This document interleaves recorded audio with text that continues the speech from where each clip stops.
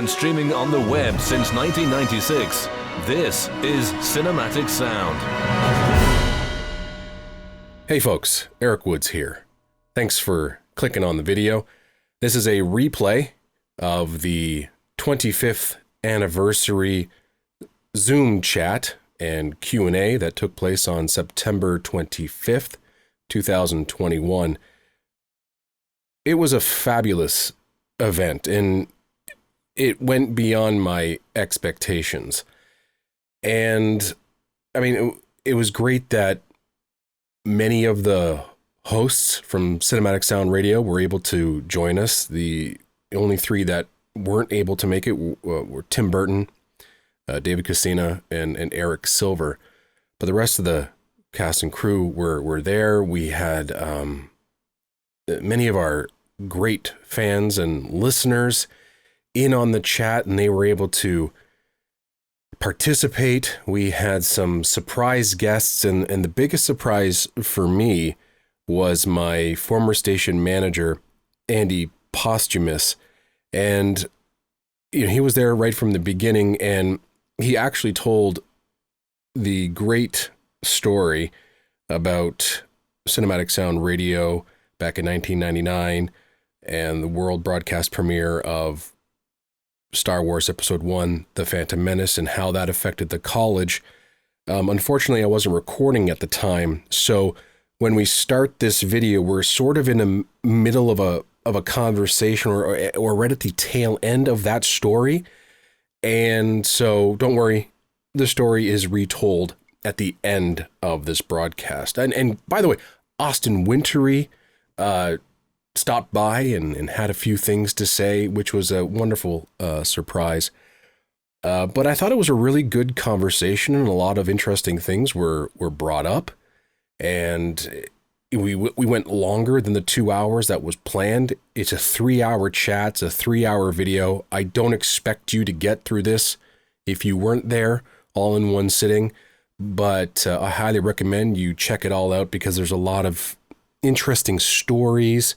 There's some great questions that were asked by the listeners who were tuning into the broadcast. And when I was done, I just thought in my mind that this was one of the greatest things that had happened to me in my 25 years of doing Cinematic Sound Radio. So much so that I really, really want to do this again. I'd love for this to be a regular thing. We don't have to go 3 hours. We could go 3 hours if you want, but I'd like to do this maybe monthly or bi-monthly and have an opportunity to interact with you out there, and for you to interact with us. I think it's a really good thing. So let's just jump right into it. And as I said, we're going to jump into a point where we are already into the conversation. I mean, things just started right away. Once people started showing up, and actually some people showed up really early and we just started talking, so we didn't really have a formal introduction. So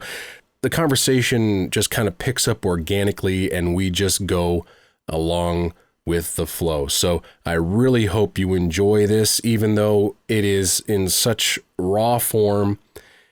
Nothing's edited, but I think you will enjoy this very special program here on Cinematic Sound nonetheless.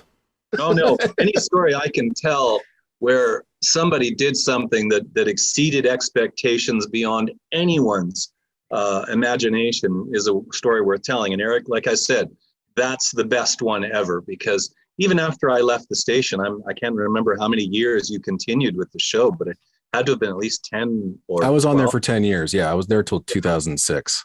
Yeah. So, I mean, I still think it's the greatest loss to their programming that you're no longer doing it for them. They have they have two now. They have 2 film shows there now. Film music shows. Yeah. Yeah. But my guess is nothing ever got close. I actually truthfully haven't listened to them.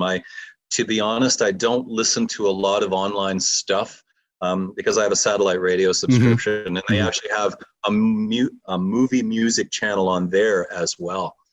I think it's only available on the app, but I listen to it from time to time. But it's my career. Yeah, my career has radio is long in the rearview mirror for me. I don't do it anymore. So but yeah, when the subject comes up, So I work in the oil field. I work in oil and I'm an industrial inspector in the oil and gas industry, but it always comes up, what did you do in the past? And so I get to talk to people about managing the college radio station. And invariably, if I get a chance, the story of what Erik did that day always comes up because I love to tell that story. That is so incredible, because how long were you in radio for? How long were you in media for? I worked my first job in radio. I was working in the steel plant at Nanticoke in Southern Ontario. My first weekend on the air, I actually called in sick because I couldn't get somebody to change shifts with me. So I went on the air on a Sunday morning in 1986. Wow. And my last job in radio was I left the industry in October of 2005. So 21 years, but sorry. It's okay. It fascinates me that this is your highlight. Like, is it like your number? Like, you think of 21 years, it's number one. My best, from the college, absolutely. Like when my years spent at the college, so I was the manager for 12 years at the radio station. My biggest accomplishment there was we got the FM license. I was the one who shepherded that process through. And that was a titanic process. I mean, it seems like nothing to people on the outside looking in, but I had a lot of resistance from a couple of people that really made it difficult. And, I think you were doing your show when we were still on cable. Correct. If I'm not mistaken. Yep. So you were part of that transition to FM, which is what made it so useful. But my biggest accomplishment was getting the FM license. They still have it, and the station still has the same call letters. It's undergone 2 identity changes since I was there, but it's still doing what it did before. And that was a great accomplishment. It was acknowledged when I left, but the stories I tell, essentially my highlights are doing Hamilton Bulldogs broadcasts and the day Erik Woods took down the MoawhK College internet, and because of his show. And I'm like, yeah, good story. Love that story. Never get tired of it. I also had a job, my last job in media, I was the farm reporter for a small radio station in Midwestern Ontario. And truthfully, that was my favorite job of all time. I loved going into work every day. It was a complete rejuvenation for me. It also tied together 2 aspects of my background. I had an education in farming and in media, and I actually gave that job up to come back to Alberta because the province was booming. And I also recognized that the media industry doesn't pay very well, especially when you're approaching 50. So I had to make a career change, and that's what I did. But, I still, every day, truthfully, I think about my time spent in radio, especially, jobs I've loved and people I've met. And truthfully, I think social media has been extraordinary in being able to allow me to stay in touch with so many of those people that, that would never have existed before. And certainly Erik, stands in the forefront. We got connected on social media years and years ago, and I certainly appreciate that. What I didn't realize that you had done until very recently was how many people, I didn't realize there was not just one cinematic sound show anymore. There's like a bunch of them under one umbrella. And that sort of, I wasn't really paying attention as you were doing that. And I'm super impressed that all of you have come together under the umbrella of this idea of music from movies, television, and video games, and I'm absolutely dazzled by it. But of course, the 25 years of doing it is just blows my mind. I haven't kept up anything for 25 years. That's real discipline. But I do appreciate a couple years ago when you did finally cut back from the 3 hours that you were doing. I remember the messages you sent out, and I thought, boy, it only took 20 years for you to get to that point. I'm impressed. That's a hell of a lot of endurance. But anyway. Yeah. It became too much. And I mean, it's fine for radio. The 3-hour slot, you fill it with lots of music. And it just, when you get down to on-demand content or even podcasting, you have to realize that, there's millions of them out there, and you're only gonna be able to occupy somebody's time for a very short amount. So we've been trying to cut things down to at least 90 minutes, and we've had longer episodes, which we'll cut up into a couple of parts here and there. But it's been an interesting evolution. By the way, for anybody who has showed up late, Andy Posthumas is our special guest today. He was my station manager at MoawhK College Radio, and he's the reason why Cinematic Sound Radio got its start. So and I want to interrupt and say one thing. I seriously doubt that. That's an idea that if you had taken it down to McMaster, if I had said no, they would have jumped on it anyway. So I'm the only thing I'm going to take credit for is somebody brought me a good idea that I knew would fill a niche in the programming needs I had at that time, and it worked out beautifully for everybody, and of course led to my favorite story of all time.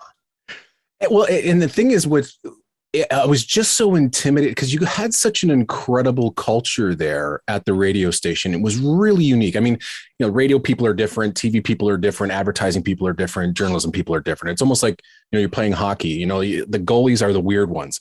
So, and it's like with radio, it was like I was entering somewhere where I really didn't feel like I belonged, because there was just something about the attitude and the personality. Like walking into that room just seemed like something totally different. And so I didn't know whether I felt like I was going to be, I'm not sure whether welcome is the right word, but I mean, I also didn't realize that, you can have these programs that are totally different than, let's say, alternative rock or whatever you were playing, you know what I mean? And so you had your Saturdays and Sundays where you can put on, Christian rock shows or whatever. And so that was the mandate of campus radio. I don't know if any of the folks that are involved with this meeting now, this Zoom, have had any involvement in campus radio, but essentially that's the mandate of campus radio, is to put things on the air that's not heard in conventional media, in mainstream media, but it's to put community members on the air and to put programming on the air that's different.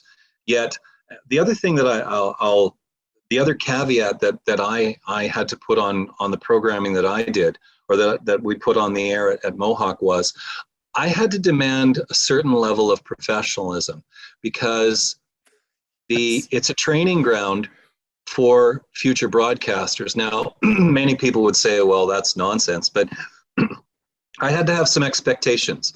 I couldn't have sloppy operating. I couldn't have a lot of meandering, just rambling crap. There had to be a certain level of competence, not super high, because again, everybody is learning. And I gave people just oodles of latitude to learn, but I always held to them the idea that you need to do it as well as you can and try and be a bit more professional than not, which means good microphone technique, which means, just simply, when you're doing a break, saying what you have to say and then moving on to something else. Really basic stuff that makes a huge difference as far as the listening audience is concerned. And I don't think it's any different now, whether you're doing it online or whether you're actually broadcasting live on a radio station. Those basic fundamentals of audio quality, your microphone technique, your mixing technique, your ability to make a point and then move on to something else.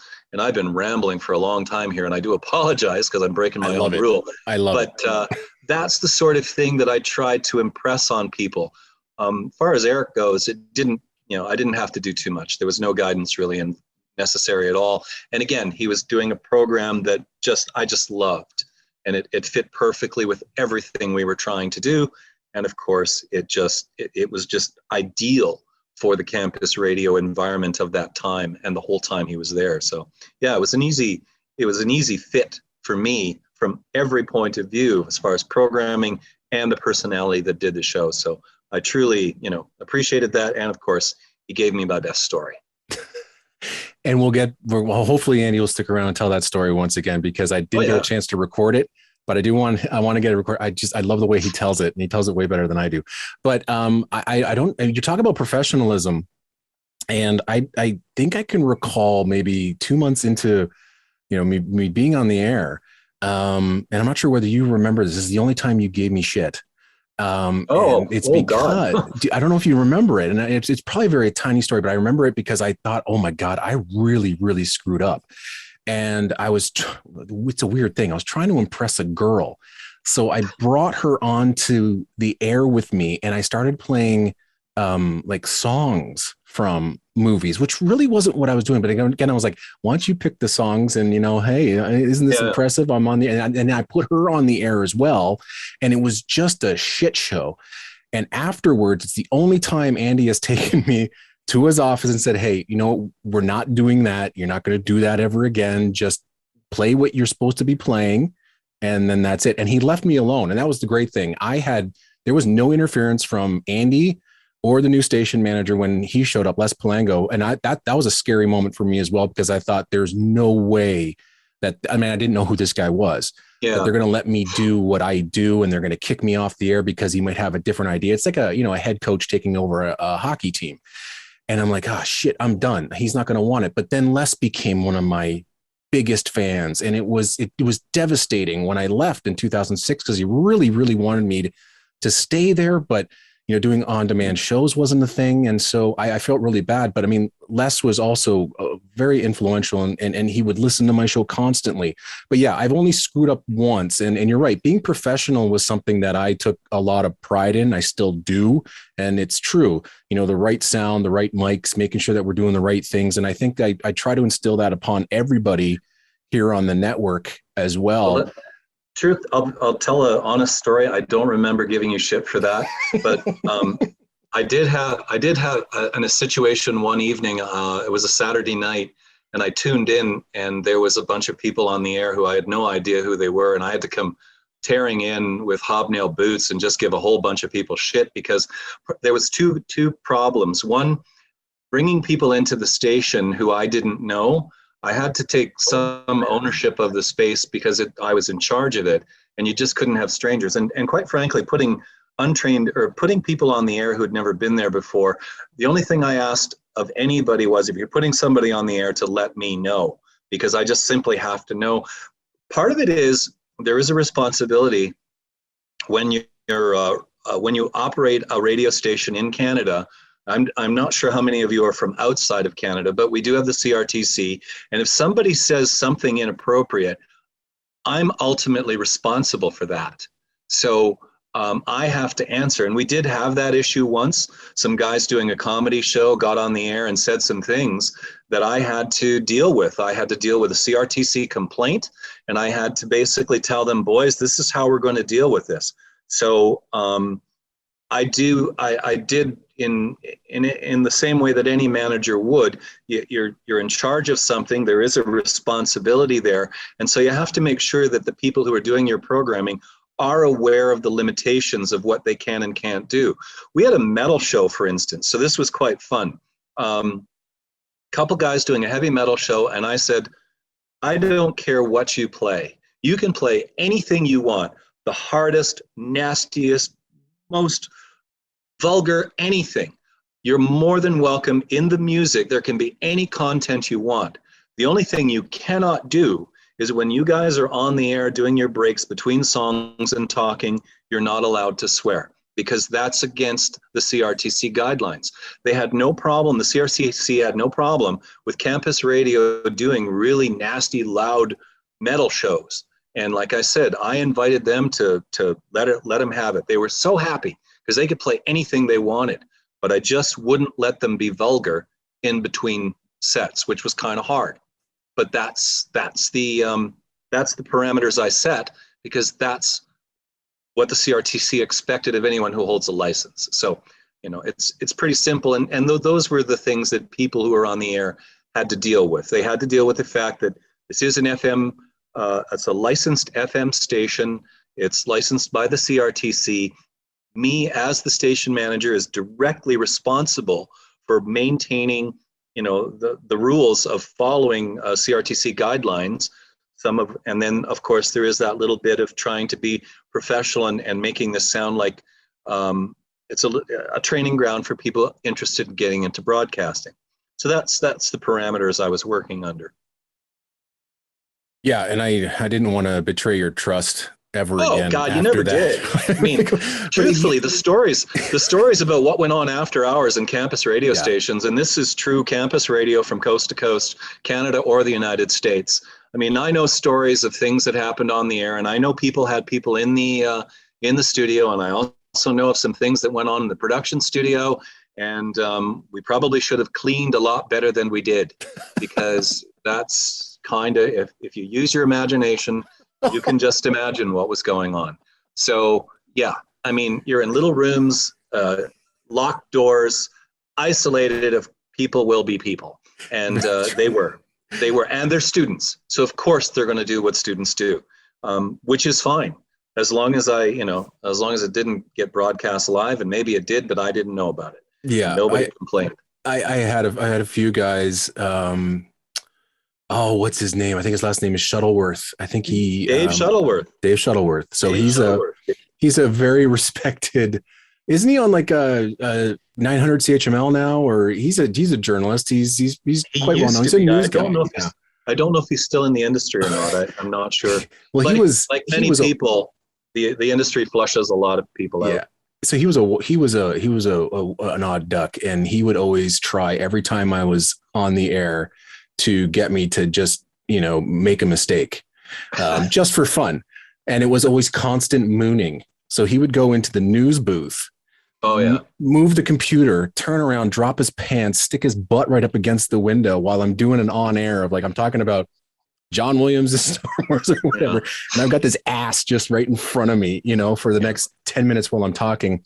He'd also, throw the nastiest stuff on the computers as well. But I mean, that was the kind of atmosphere that I was afraid of at the beginning, because they're different people, and I love them all because I eventually became friends with them while I was there, and it was such an amazing environment, and I always loved hanging out there, and yeah, that was an amazing. It felt like also like a campus radio station. It was a bit grungy, but it was always very welcoming. And then we went to the new studios, which I thought were amazing, and I love that. That's when you were still doing your show when they moved from the student center over into close to the media studies wing. No, so there was the renovation. That they closed down the old studio from where we were broadcasting down the basement, and then they just on the second floor of the student center. Okay, right. Yeah, they had that new and that was a beautiful set. Now, I didn't get to go to the new one. But I loved, I loved my time there. So something radical happened, like this, what we're discussing, and this is more in-house than anything else. But what happened was, while I was running the radio station, it was actually owned by the Students Association. So I was an employee of the Students Association itself. And then after I left, and there was the new Les took over, essentially the Students Association no longer wanted to operate the station. And so the station, its license, and everything about it was transferred to the college itself, and the station staff became college staff, and it actually physically moved locations, and they built a nice studio there. I've seen it. I haven't been back to the college in a few years, but the studios were rebuilt, and the station, they actually had to redo their articles of incorporation because of the new ownership, and all that went fine, but it changed the dynamic, I think, of the radio station quite a bit.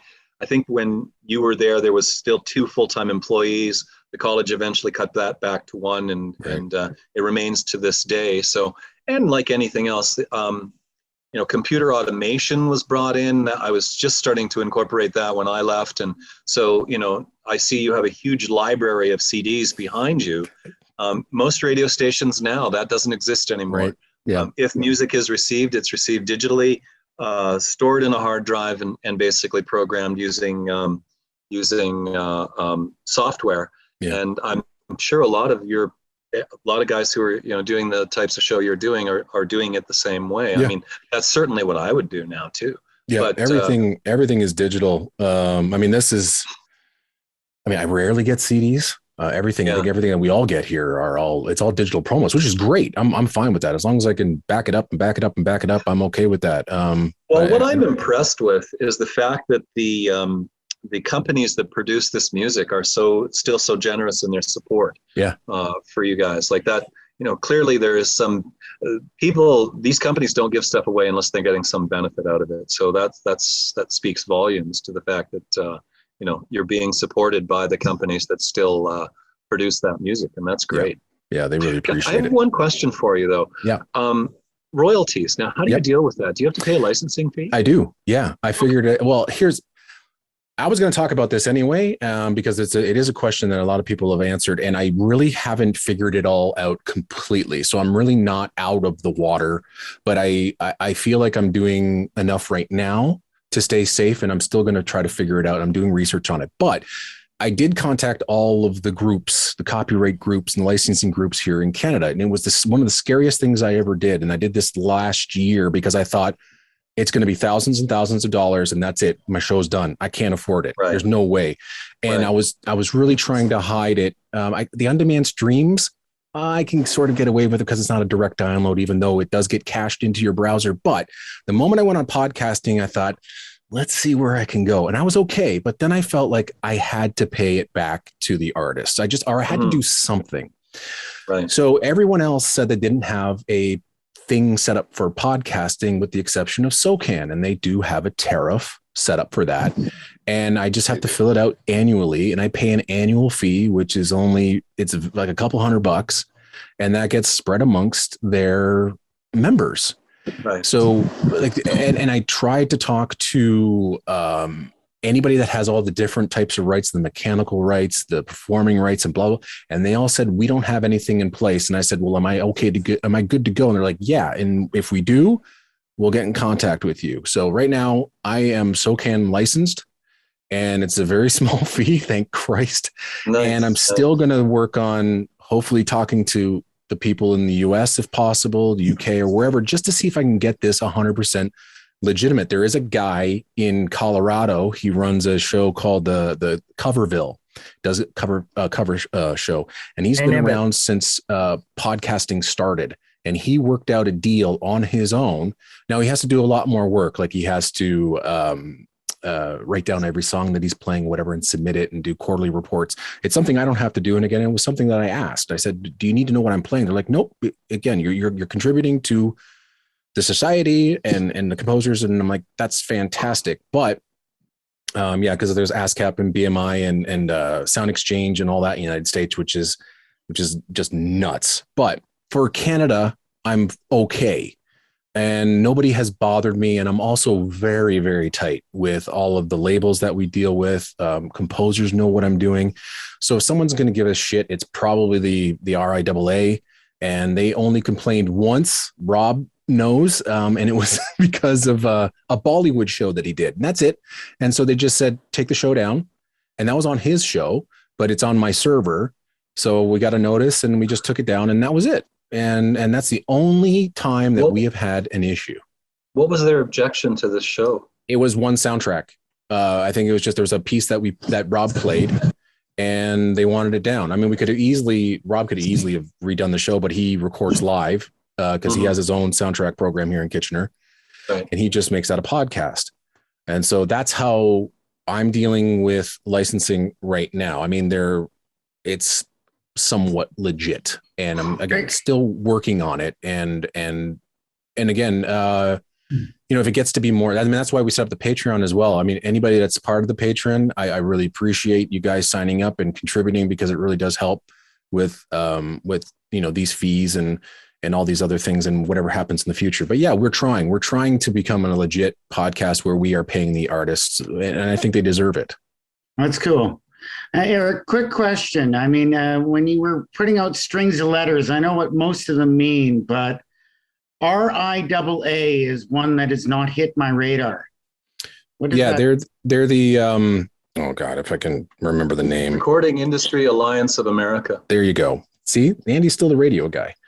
He knows what he's talking about. So they're the ones that usually do a lot of the takedown notices for podcasts that have music. And it's a big thing. All the podcast providers, the big ones, Lisbon, Blueberry, they talk about it all the time. They're like, don't put music in your show. And that's a whole other thing when you talk about fair use. And especially the way the podcasts are set up where, you know, let's say if you're discussing, well, let's keep it within film music. You're talking about How to Train Your Dragon and this theme. You should be able to, under fair use, from the way I understand it, play something underneath as an example and then continue on, and then you're fine. It's not like you're playing the whole entire track, and it's just a way to help re-emphasize your point. And I feel like that's what we're doing here on the show as well, even though we are playing full tracks. I don't think that we'd fall under fair use, but there's some programs like Randy's Soundtrack Alley where we might. So yeah, it's a little iffy, and we're still trying to figure it all out. Where the fair use rules really come into play like that is in news broadcasts, for instance. Yes. You know, if something is used as a brief clip, whether it's radio, television, or whatever medium they're using, the fair use rules covers that, because then the news organizations or whoever is broadcasting this information isn't obligated to pay any kind of royalty for the use of that. It's just simply being used to report a story or do something to transfer information. So that's really kind of where fair use is most applied, but it's certainly, like you say, it's rather loosely used in your definition, especially if you are featuring entire works. That's right. Yeah. So that's where it comes a little weird. But I'm sure Austin Wintory doesn't mind us playing his music on the show, right? I hear there's a 25th celebration going on, and I felt like bat signaled to the familiar faces. So, well, yes, big fan of fair use. I have no idea what I'm jumping into, but it's a topic I encounter all the time as I indiscriminately put things on YouTube and such. Well, I mean, I want to get to the rest of the panel here, because the reason we're here is because of everybody that has contributed to Cinematic Sound. I do want to know from you, Austin, like I played, let's say, the Pathless, right, on my show. I played entire tracks. Now, here's the deal. I am licensed through SOCAN here in Canada. How does that work for you as a composer? And I mean, do you think that what we're doing as podcasters when we're playing your music on the show, is there something that's wrong? Do you like it? Are you okay with it? Do you think other composers are? Oh, I've been quietly angry with you for years. I'm just happy to finally have a platform to air my grievances. You monster. I think I have no idea if SOCAN actually collects from something. If they do, I would imagine it's pennies for that kind of a thing. I mean, virtually every royalty stream that the PROs collect outside of like major theatrical exhibitions and featured television, like network, primetime TV, everything else is pennies, you know? So it adds up. Pennies become dimes and quarters given enough aggregating. So, you know, it could be that it's something, but it's, God knows that it's nothing I would ever take an issue with. I mean, you know, unless, I suppose I might raise an eyebrow if you were doing a show about like the single worst, most disappointing pieces of the year and made a big old slot from my music in it. I would think, well, you know, it's not my favorite show of yours. But certainly considering that I don't think you've ever once, it's quite rare actually, I think, for anybody to devote time to something they don't like in our neck of the woods, at least. They may write about it a lot on Facebook, but actually podcasting about it, not so much. So yeah, I think the idea that I can't recall ever once even hearing of a friend or colleague of mine think, oh, you know, how dare you? Where's mine? You know, where's my cut? Even whole tracks or whole, I mean, to me, play the whole damn album. I mean, you know, how is that anything other than flattering? You know, you're making the potentially ill-conceived calculation that your audience would want to hear all of that. And so, you know, lucky. That's the relief. We just had 2 shows for me for your music, so you should be happy. I believe you're happy. Right. Yeah. Rob, go ahead. Yeah. Now the problem I've run into is not the composers, but the publishers. Right. They're the ones that go, well, Yeah. But that's I was what to worry speaking with Chris Carter just recently, and I asked him. I said, if I get shut down by the Facebook Nazis, who do I go to? And he goes, I don't know. So he says probably try the publishers. So yeah, I've run into problems with the publishers in the past, but the worst, generally not the composers. Yeah, the worst thing about that with the old school publishers, like the old school record labels, is that it's the worst combination of two variables where they are very often they don't quite know how to leverage like modern technology, and they don't quite understand how any of this works. And they don't understand that like playing something on a podcast is not just the equivalent of going into the warehouse and making out with 50 vinyls. They kind of lump all those things in one gesture often, but on top of that, they're also short-staffed because they're just not huge, giant corporate endeavors typically. Even the big labels, it's still like it only takes a few people to administer a catalog of potentially thousands and thousands and thousands of albums. So you end up in a situation where if you get like a copyright strike, you can theoretically appeal it, but it just goes into this memory hole because nobody on the receiving end even knows how to receive it, which is why I generally don't use labels. I find that I much prefer to DIY everything. I think that's the trend. I think that as much as I have dear friends who have done that, people like Bob Townsend for their whole lifetime, I don't see there being much use for that anymore. It's just that the infrastructure doesn't exist. Fascinating. So if there was a document or a license, that I'm sure all podcasters would sign up for it. If there's just some sort of flat fee that we can figure it out, we would all pay. I don't care what it is. I just want to be able to do this without, feeling like I'm freaking out that I'm going to play something that someone's finally going to come after me and shut me down. And all I want to do, and it's just since the beginning of doing this show, is just promote the music that I love. This isn't about, sharing this music with everybody so they can download tracks so they don't purchase it. I mean, the amount of emails I've received, I'm sure all of us have received here on the network is that, like, hey, I listened to your show yesterday and I just dropped, $150 on 5 albums because I wanted them. And it happens all the time. And that makes me feel great. It gives me a reason to keep going. And that's why we do it. And that's why we all do it. And that's what makes, I think, this little show that we have important. And that's the reason why the record companies are giving you the music as well, is because if it does drive some sales, then that's, major blockbusters are probably, sometimes sell their own. I'm sure that Howard Shore hasn't had to worry too much about selling Lord of the Rings soundtracks. Right. But, there are others who struggle, and but the record companies certainly do benefit from you promoting their music, which is essentially what you're doing. Yeah. Okay, we're gonna just quickly move on, and let's talk with the rest of the Cinematic Sound Radio crew. So I'm gonna start with you, Randy Andrews, who is how long have you been with us, Randy? Well, technically, I've only been with the actual network for about a year. However, you and I have been podcasting together over the course of the last probably 10 years.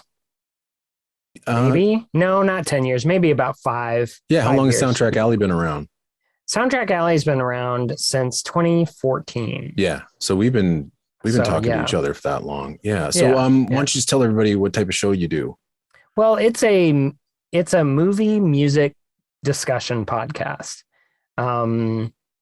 It started that I really love talking music in movies, and it was movies that just like made me feel giddy inside, excited, enjoyed every bit of the movie, but also like having that music was really like a part of that experience. And being able to do it with other people. And I mean, I recorded for like, I did 8 episodes before I even went on air. And so that way I had like a backtrack of things. So that way I was always ahead. Like if I had like set up an interview, I could set that up. And that way it wouldn't mess up my schedule. And I mean, early on, my 11th episode was Craig Saffin interview with for his score on The Last Starfighter. And I was just flabbergasted that he said yes. Yeah. It's amazing what happens once you get yourself out there and who you can talk to. I mean, I haven't done any interviews myself, but because of the show, I got to meet Michael Giacchino, got to go to 4 or 5 sessions of his out in Seattle. It all worked out. And that was just an amazing experience. I never thought I'd ever see a recording session ever, especially, living in Southern Ontario. And the fact that he invited me out to see Medal of Honor Underground, Frontline, Secret Weapons Over Normandy, and Mercenaries, just 4 of the greatest summers I have ever had. But it was because of the show. I played an hour's worth of his music on the program. And I said, hey, I just want to play. I played an hour. He's like, great. What are you doing this summer? You want to come down and see the recording of the sequel? And I'm like, you gotta be kidding me. And of course, this is before, Giacchino became Giacchino and, started scoring stuff like The Incredibles and winning Academy Awards and Grammys and whatnot. So, I've got to go through a whole host of people just to talk to them now. But, that was a crazy experience. And I think that's happened to all of us. Jason, tell us about your show and your experiences here on Cinematic Sound.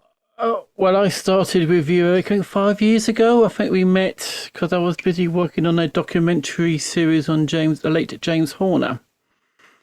And I wanted to find somebody with a deep voice to contribute to the show. And Erik seemed to fit the bill perfectly. There's somebody at least who knew what he was talking about, and good. And he was far more intelligent than I was on the subject, and he was fantastic on that show.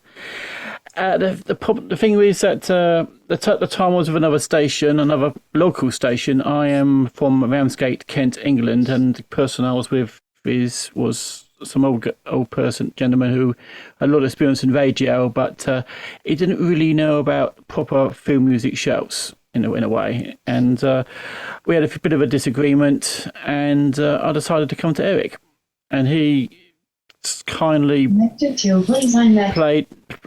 played my second part of this documentary series. There's a 3-part documentary series. It's still on the Cinematic Sound website, and I'm still very proud of it. Connected to Ley's iMac and Ley Bricknell's iPhone 2. Who's that? So Lee really wants to say something. But back to, if anybody hasn't had a chance to listen to that James Horner special, it's really, really, really good. And I'm so glad that you came to me after you were having those issues with what's his face? Gentleman concerned. I don't want to say his name. Yeah, it's a really, really good show. I mean, you talk to a lot of the right people, and you got a lot of great information. But I mean, anybody here, of course, we're all familiar with James Horner, and just it is an emotional wallop when you hear part 3. I was in tears listening to it, and it was so well edited, so well narrated, so well written. I loved it, and I'm so glad that we have it a part of the network. And then the fact that then you came on board, and there was a time where I just burnt myself out. Because I was for myself, I was competing against other podcasts. I felt like, oh my God, I have to get to the point where I'm just as big as the soundtrack show or soundtracking or the score of the podcast, because how dare these guys show up and within a second they're already huge. And so I felt like I needed to just outdo them. And so I did that John Williams underrated tracks show, burnt myself out. I had an 8-month hiatus, and it was Jason that picked up the slack because he has the archive. And the original reason for that show was because I had a whole library of old scores that I just couldn't play myself. And I need somebody to do that. And that's when Jason stepped in. And the first show was really like an attempt, like an experiment, and like a sitting in for Erik's situation, while he was not on the air. Then suddenly Erik decided we call it the archive, and then it just took off. And this is from a person here. I can tell you this straight. 2009, I would not have said a word to anybody. I was scared of hearing my own voice. And now I'm doing podcasts thanks to Erik and Rob Daniels, and he can't shut me up. It's your fault. But also saying that, I've also, with the archive, as I say, love doing the archive shows. I also have had the privilege of doing some wonderful interviews with people, including Austin down the bottom there, as I can see in the bottom right there.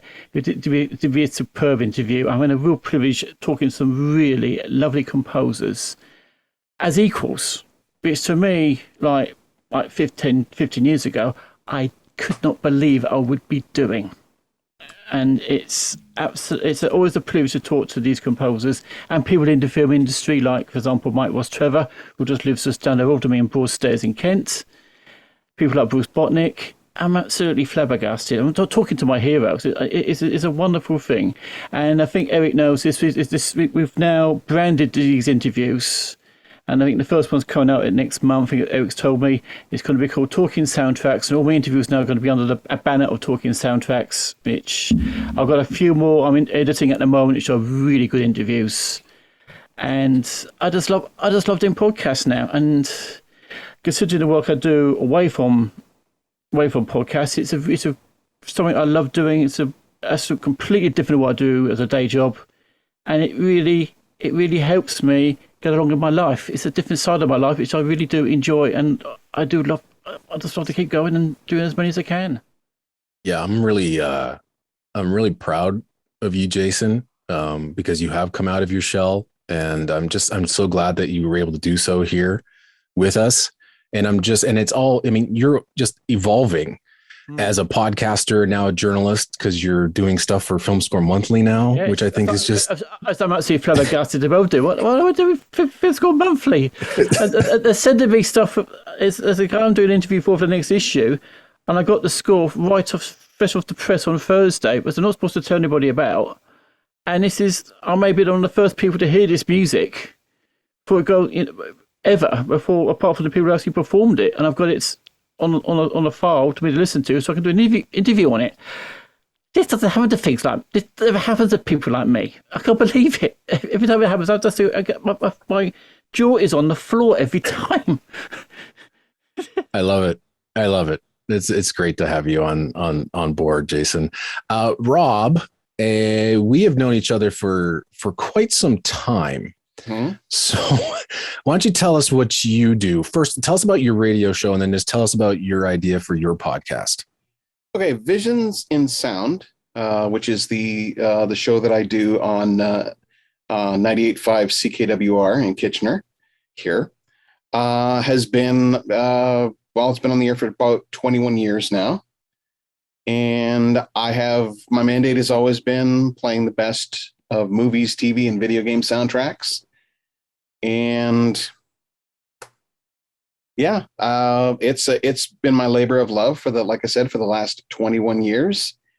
And I love meeting all the people. I love playing the scores, and 21 years, I should tell you how much I love doing the show.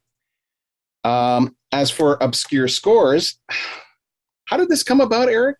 I think you asked me if I could do a show. Well, yeah, you're the one that always has all of the weird stuff. And I mean, it's like I would never play Cold as Ice. Is that what that? No, you're talking. What's the Vanilla Ice? Cool as Ice. Yes, the Vanilla Ice. The Vanilla Ice movie. I found that soundtrack in a used store somewhere. I said I have to pick it up because it's going to be on the show eventually one of these days. And sure enough, it came up that on Obscure Scores, because it has one score track on it by can't remember the composer's name. Remember the guy either. Stanley Clark, I think is the composer. And it's just this. Well, first of all, the movie's just an out there film to begin with. Yeah. But to be able to find the soundtrack for it and to find a score cut was just out there. But yeah, obscure scores. Yeah, I have some very unusual finds and stuff that I will, I mean, I don't know how well you can see it. I recently picked this up. The soundtrack to Manos, The Hands of Fate. And if you are a fan of Mystery Science Theater 3000, you will know that Manos, The Hands of Fate is an almost unwatchable film. And the soundtrack, careful, don't fall, there we go. And the soundtrack was something I saw and I went, yeah, I got to get this. I have like a whole bunch of other ones kind of kicking around. I have a soundtrack that was released for a musical that was done for a high school film locally here. So that's where all of this unusual stuff comes from. And I'm always, and I even say it in my show, I'm always looking for this stuff. Whether it's on the Beat Goes On, whether it's in a thrift shop, whether it's, I found what was it? Let Him Have It, a Michael Kamen score in, of all places, a clothing store that was transitioning from a music store to a clothing store, and they were trying to get rid of all their old stock. And I went through it, and this is a score from Michael Kamen I've never heard of. Okay, so that goes in the, and so there's all these places that I go around and I find these various scores and that sort of thing, and it's fun because I've had people come up to me and say, "Where in the hell did you find that?" That's me. I'm the one that says that all the time. I mean, Cool as Ice. Cool as Ice was the one that you were particularly big on, because it's like, where did you find that? Yeah. And it's a matter of being in. Oftentimes, it's just being in the right place, the right time, and just look, take the time out if you can, or take a chance on a blind buy. I've done that a couple of times and come up with some really cool stuff. The Mad Doctor of Blood Island is one that it jumps off at me as being an obscure film, but also an obscure score that I played on the show. So yeah, obscure scores. I did my first episode and then I didn't do one for 2 years after that. I think because I just got caught up in doing my regular show and that sort of thing. So I do them periodically because finding obscure stuff is very hard at the same time. So yeah, there's all of that. Yeah.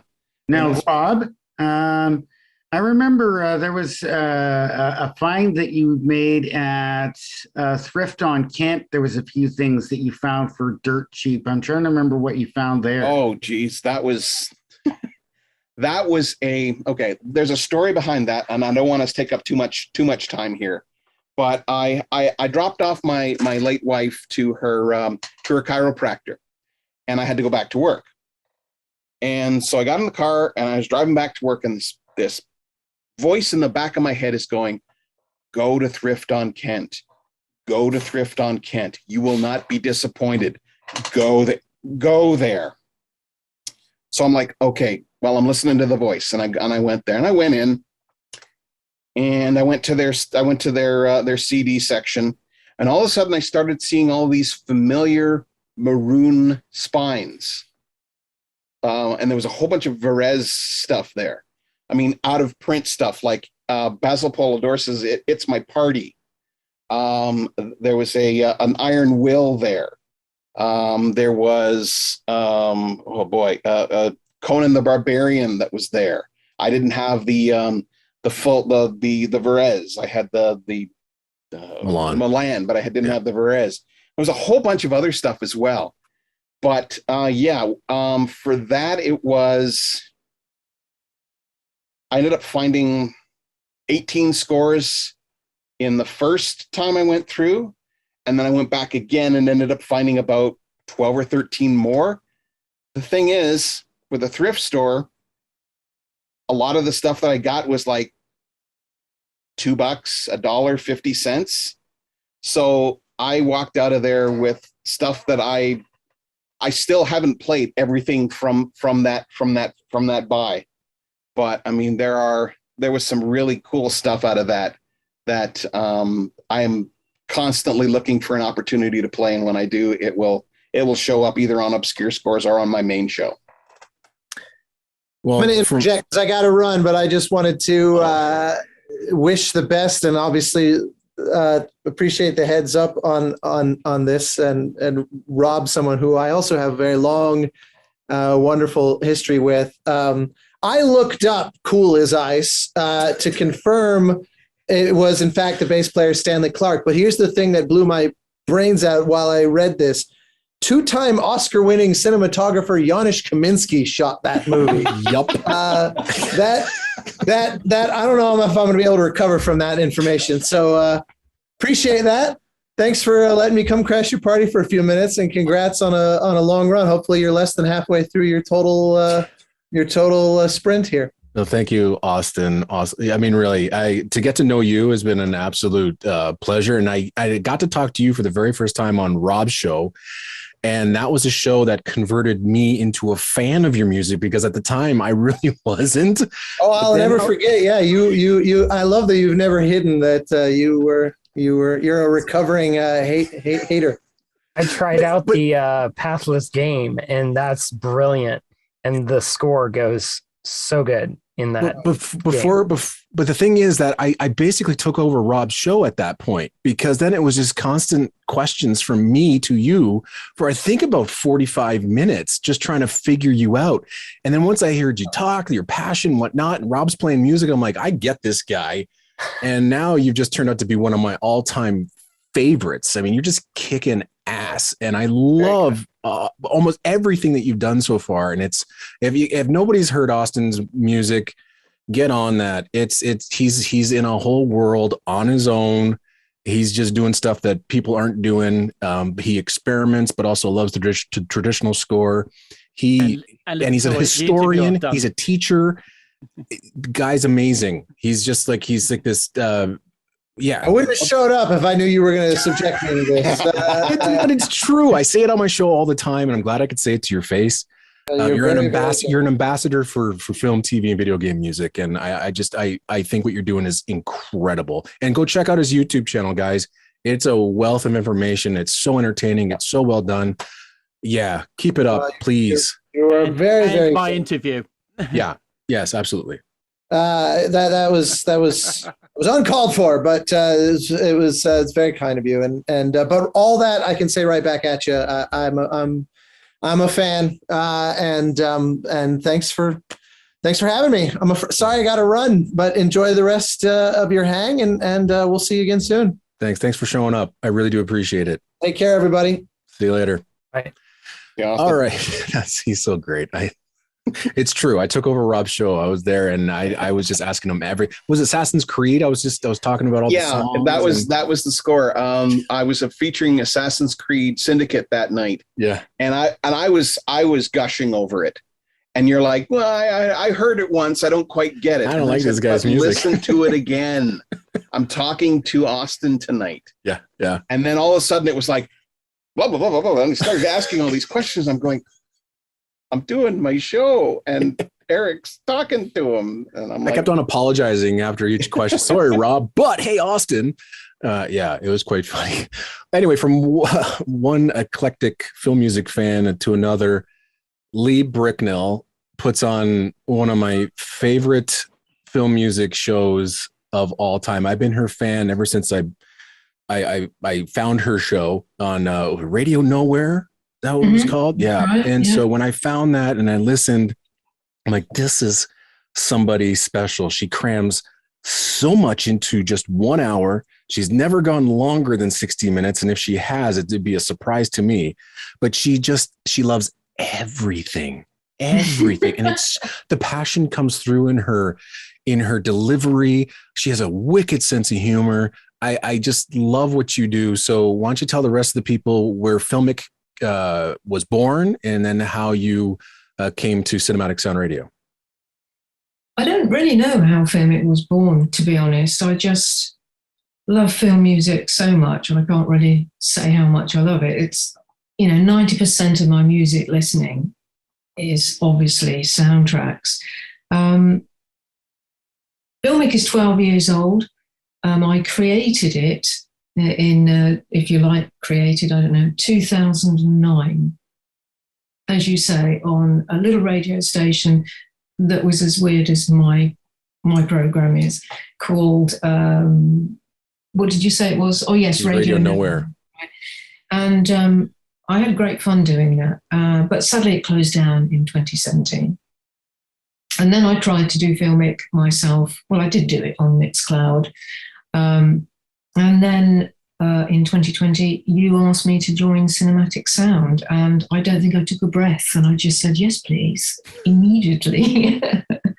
So FILMIC's been going for 12 years now. And with each show, I just like to surprise people and pull them away from all the upfront music and push them into, hopefully they hear a track and they think, I really like that. I'm going to find out who that is. That's my whole aim. And the weirder the music, the better. There's so much soundtrack music out there, more than ever, I feel, and I've been listening to it for years and years. But it's all big and loud, and it's great. But there's really different things out there. There's people that do really pared down scores that can make you feel just as emotional as listening to all these overpowering things. And I want to deliver that. I want people to realize there's different eras of music. It's not just what we've got now. I've got a love so much for foreign scores. I can't really explain why. I'm just driven to share things. This is great. You've got to listen to this. And I hope they just go on and go deeper and deeper, as I do on every single show. I mean, it's so funny. It just takes me about an hour and a half to record my show and about 3 weeks to put it all together, because I get so distracted. I thought, I haven't heard of this guy before. Oh, my God. And so I spend the whole afternoon listening to everything he's done, And you say I bolt it in that 60 minutes, and that's so frustrating, but good. It's good discipline. We have to do it because you don't want to lose your audience. But yeah, I'm just excited by film music. I really am. I'm just so glad that you agreed to jump on board, because I think there was a point where you did one of your last shows on your own, and I just had a feeling that it was going to end. Like, I think there was a point where you're like, I can't do this anymore because nobody's listening. Mm-hmm. And which is a tragedy. And I mean, we I think for a niche podcast, we pull in, 1,200 downloads an episode. And I think that's pretty solid, especially compared to a lot of the indie podcasters that I am familiar with on, for instance, Twitter and Facebook. And they tell us, how many downloads they're getting and listens, and they're minuscule compared to what we have. And so I just knew that your show needed a larger audience. More people needed to hear it. And it was more of a selfish move on my part, more so than anybody here, where I was like, I want your show. Because more people need to hear it. So I think you're one of the rare ones where I'm like, if I can get FILMIC, that would be incredible. And it's once a month, but I think you cover so much, but you're so good. It's so entertaining. And I'm just so glad that you said yes and you've stuck around. And yeah, I love having you here. Yeah, I love being on Cinematic Sound. I don't think I spoke to anybody for about 2 hours after you asked me, and I said, yes, I'll go on there. I just was so excited about it. I love what the other guys do. I love what you all do. It's all different, which is what makes cinematic sound radio so fascinating, because you can tune in at any time and find something that's really, really different. And it's nice to be pushing the music, isn't it? It's nice to be saying, you know, this is out there. Please go and get it. It's definitely what we all want to do. We all just want to say, hey, have a listen to this. And we give you reasons why. That's what I also like about this. I mean, we could easily just play an hour-long playlist and have that go on. But I love the fact that we all take the time to just kind of give a little bit of information and give you a reason to pay attention. And that is so important. It's a rare thing.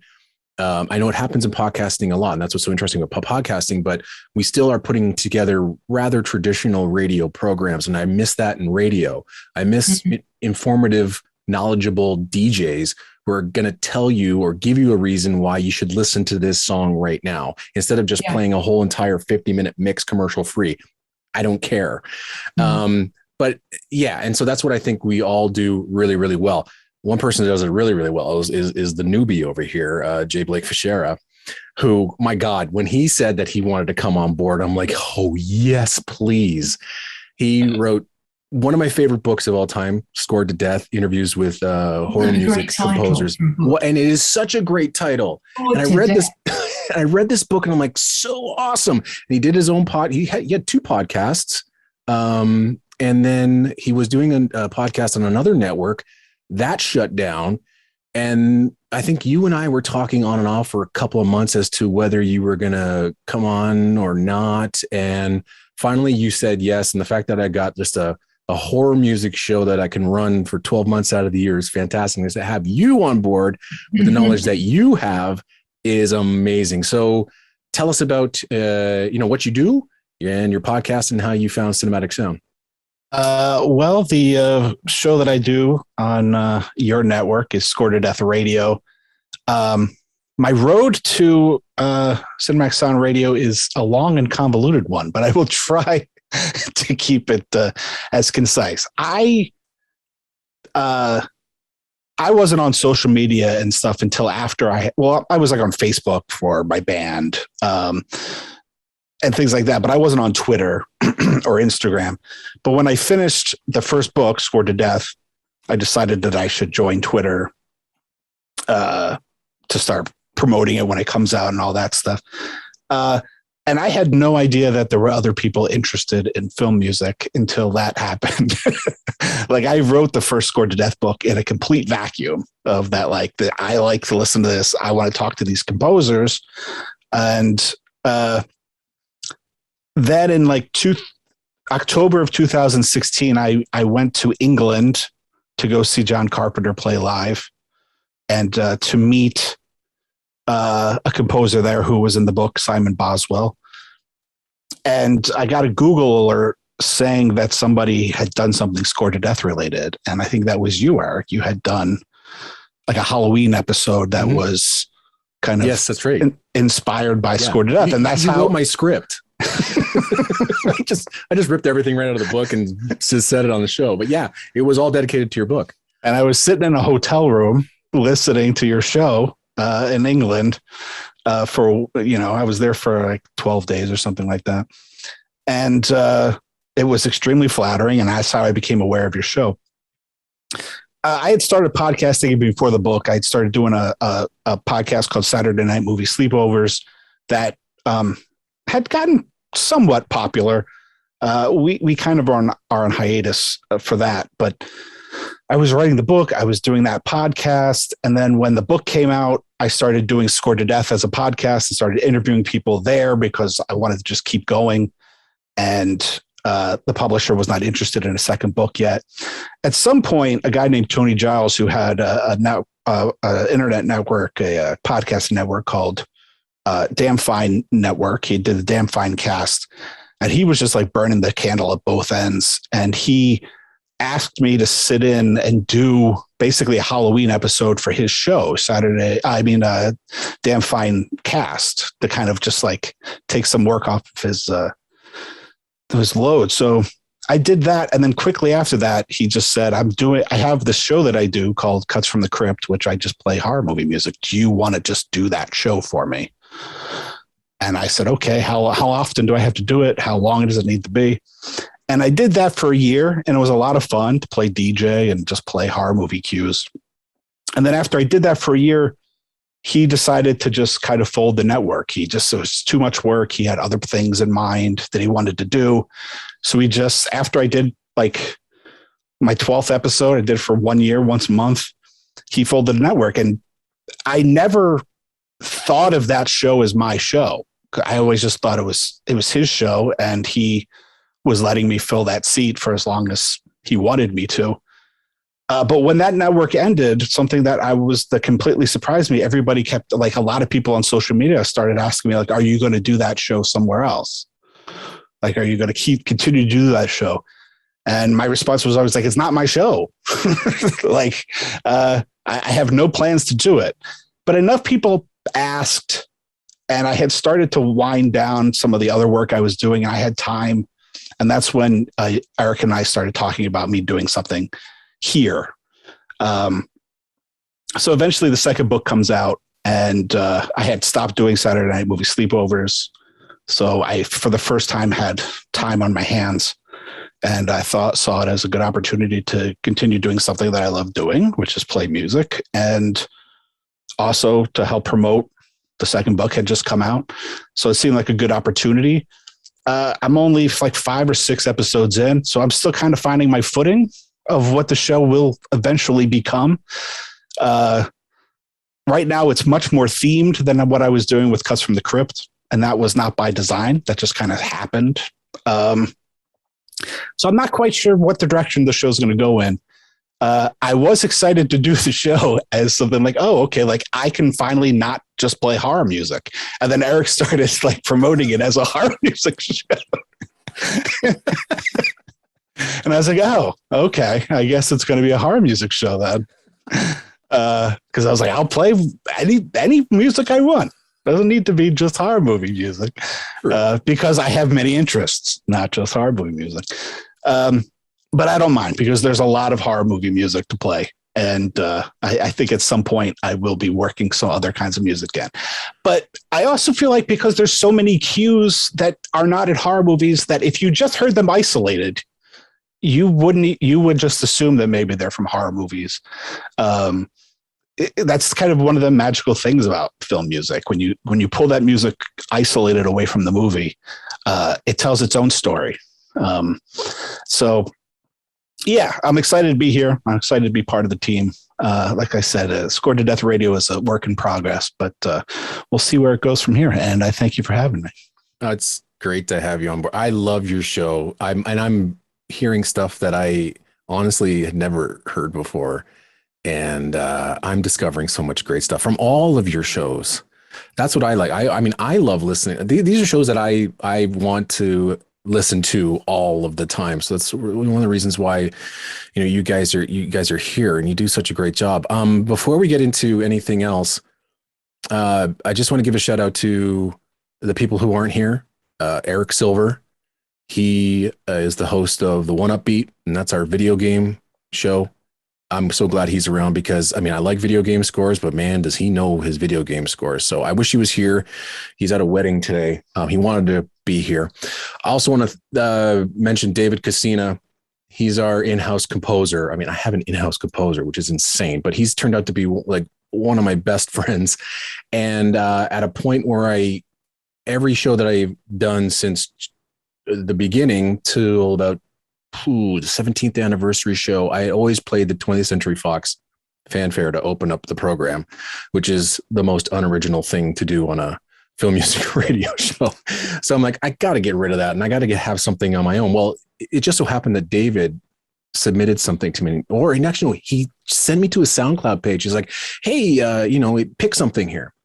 And I picked one, and I think it was like the Captain America march that he wrote, and that became the theme of the show. And he's written so many variations on that theme. I've got maybe 50 different versions of it on the computer, and he just loves sending me stuff. Just there's days where it's like, boop, boop, boop, here's the message. Like, hey, here's the alien version of the theme. And he just does it for fun. It gives him a chance to write. So I'm just so glad that I have a unique piece of music for the show. And then I also have an incredible voice who does all the voiceover work for us, Tim Burton. And I think all of us know who he is. And he has been doing my liners and bumpers for forever. I also like the English accent. No, he's not English. Is he English? He's Irish? Which one is it? He's Irish. Yeah, he's it comes off English. But I just love I don't know, it gives us a personality. But he's a fantastic guy. And my favorite thing in the entire world is to have him read new liners. And he just sends everything back to me raw. And it just seems like it's a nightmare for him to do it, because every time he makes a mistake, the F-bombs show up, and it's hilarious to listen to, because I always have to, like, I'm so sorry I made you do this. I mean, he does it for free, but he just seems so angry every time he screws something up. But it's really funny. It's like, welcome to the Cinematic Sound Radio Net. Fucking hell. And then he comes back and goes, welcome to the Cinematic Sound Network. It's just the range is so very, very funny. Anyway, Tim is awesome, and I wish he was here. But he will be part of another Zoom chat we're doing next week, and it's not part of Cinematic Sound, but it's something else, and we're promoting that after this show, but he'll be around for that. Anyway, so those are the other three that couldn't be here, and I wish they were. Andy, are you sticking around till the end here, or do you want to get in your Star Wars story? You're on mute. Want me to mute you? If I can. Sorry about that. I didn't want to make any excess noise. Yeah, no. I'll stay around. Okay. This is fascinating. I'm as everyone's talking, I just have 1,000 questions, and I realize I should. Let's go. I want to open it up now. I want to open up to everybody. So if you have in questions and stuff, stupid things like how, have you watched every movie whose soundtrack you've played? No. Shit like that. And I realized, of course, there's no way you could. No way. Anyway, I haven't even listened to all of these yet. That's what's so nuts about this. Yeah. So no, there's no way that we could watch. I mean, unless somebody has. I've listened to all my stuff. Yes, but have you watched all the? Have you watched the movies? Yes. All of them? Yep. For every single album you own? Wow, you're a rarity. That's all the stuff that I play. The stuff that I play, I watch. Like even Anime Spectacular, I watch those animes to see how the score plays into the show, and some of them are kind of brutal. That was another question I had, was when you're featuring soundtracks, do you like to talk about how it fits into the structure of the movie, and sort of, do you get into technical details, or does everybody have their own thing? It's just I'm just curious how people approach what they talk about in between tracks, and how it works. Do you get into the technical details of the structure of the music itself, or do you just focus on where it fit and how and what it did or didn't do? Anybody want to take this? Anybody want to take this question? Take it. Oh yeah, sure. Go ahead, Jason. I see it as a music fan. I'm not a trained in film music. I did musical level for a few months and never got into it properly because I could not read what I was putting down as notes, so I haven't got that training, but I come to it as a fan.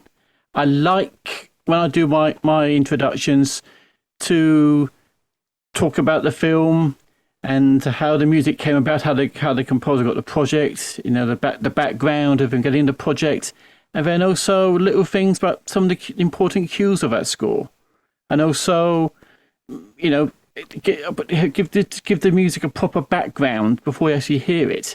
Even at times mention some of the tracks you're about to hear on the suite I've done. Because one of the favourite things I like doing when I do the archive show is do the suites. Maybe I can be over the top with the suites at times because I like the music so much. But I try my best to do a decent suite that shows an example of what I was talking about before the music comes on. But I think it's important, particularly for our shows, particularly for the archive and for what Erik does on the flagship shows, that we give an example of the actual score. We see film music shows in this country and probably in the United States, or just play their one track. This is absolutely doesn't affect. It's not shows you what the score is all about. You need to know some parts of the score, a few more cues to show you an idea of what the score actually sounds like as a whole. So it gives you an idea. Oh, at the end of the day, you may want to buy it because of that case. So I think it's important, as far as we're concerned, particularly for Cinematic Sound Radio, we, unlike other film music stations or film music shows, we give the listener a proper example, a proper sample of the soundtrack they could be buying eventually. And I think that's very important for what we do. Yeah, to kind of expand on that, like when I began the show, back in '96, I wanted to give people a reason to listen to this music, but they had to know where the music was coming from, because it's a different type of music, and without context, I don't think you can really get it. You can enjoy it as pure music, but I think it's important that if you're listening to film music, to TV music, to video game music, there's a reason why it was written.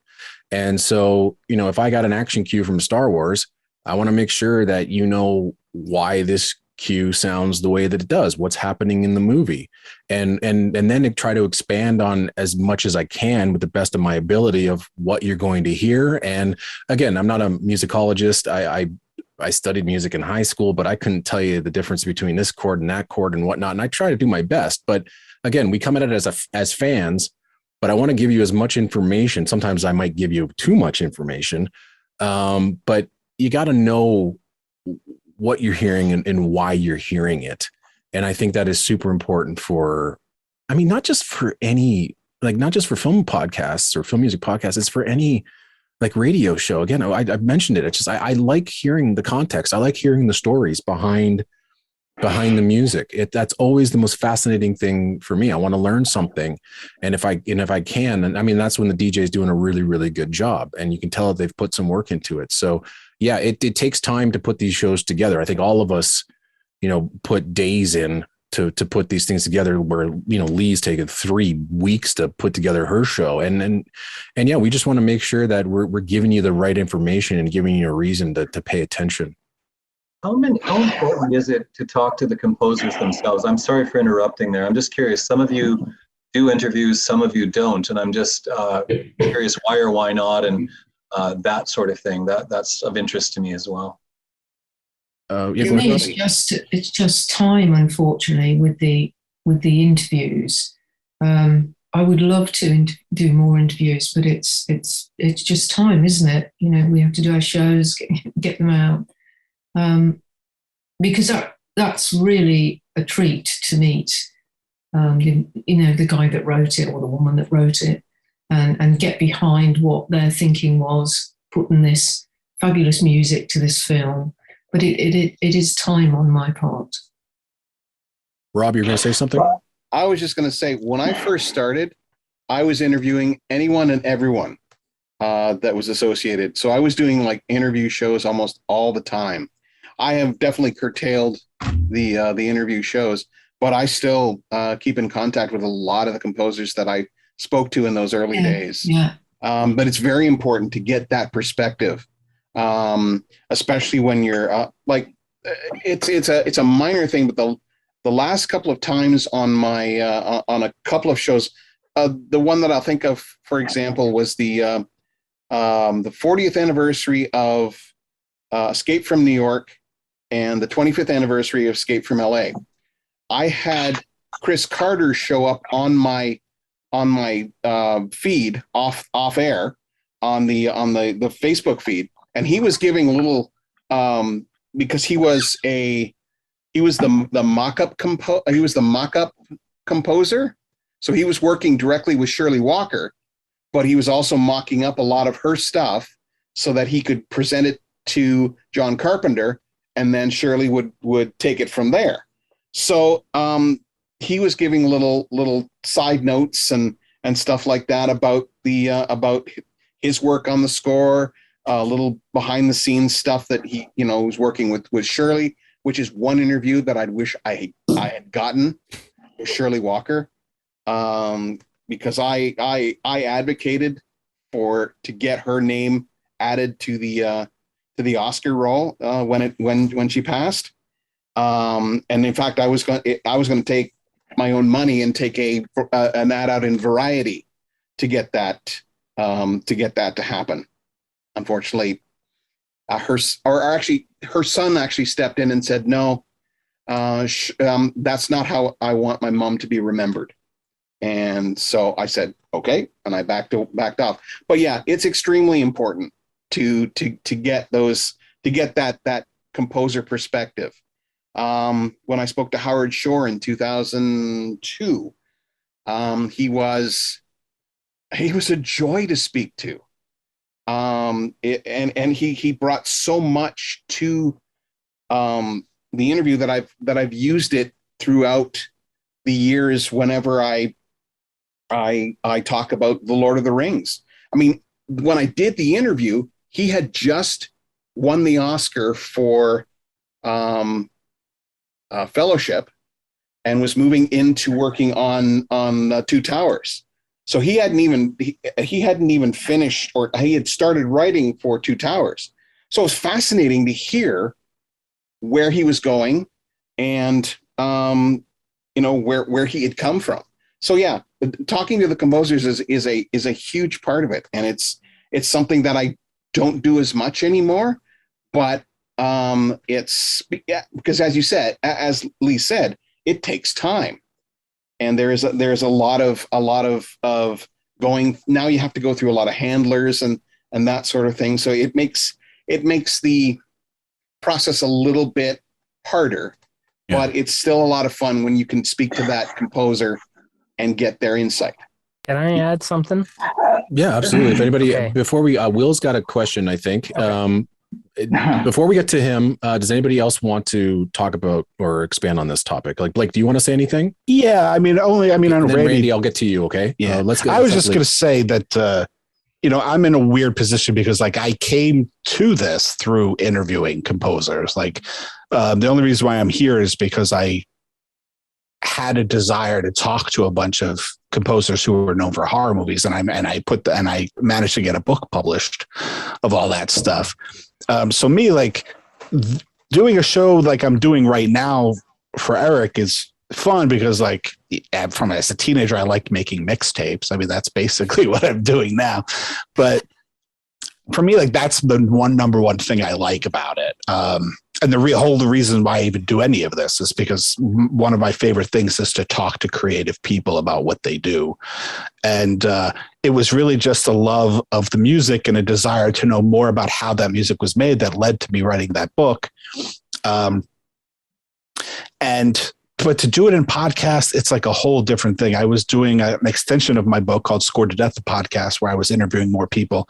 And that just takes forever. And I interviewed, and I keep trying to do episodes of that. But I've been sitting on a David Shire, a 2.5 hour David Shire interview that I did in June that I just have not gotten around to editing yet.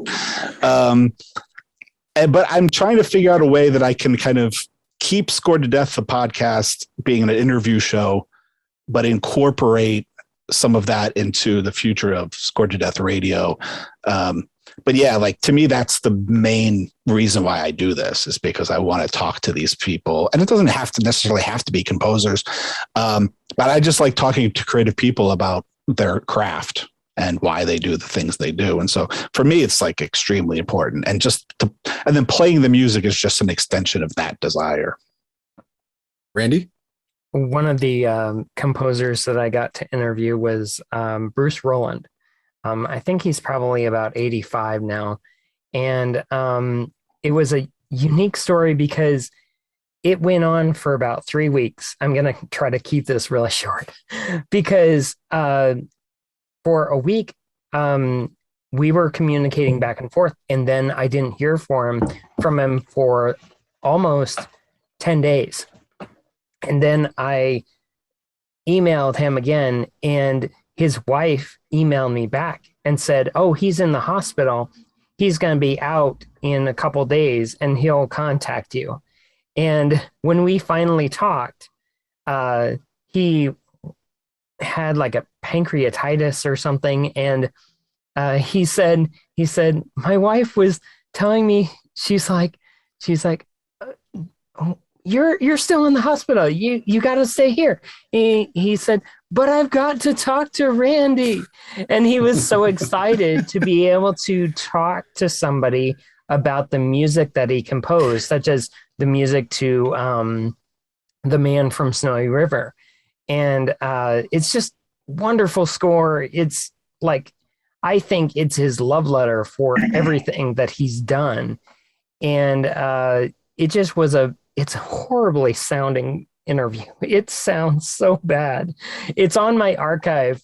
Erik has a link to it through my page on Cinematic Sound. But it sounds so bad because it was near the start of my podcasting, but it was just such a appreciation for the music that he did. And I learned some really good stories from it. So yeah, interviewing those composers is just fantastic. Randy, you don't be embarrassed about your early shows. The first show that I ever did, I felt like I needed to be a rock DJ. It was hilarious. It was, I mean, and I'm glad I don't have a tape of it. I used to tape all my shows, but it was like if anybody's heard the, like I did tape the Star Wars Phantom Menace program, which Andy will tell the story just at the end of this. And if you listen to the way I was presenting that show, that comes off as the, hey, everybody, what's going on? It's, so that was my first show. It was like, hi, everyone. Welcome to Cinematic Sound Radio. Today, we're going to play Star Wars by John Williams. And it was like, what am I doing?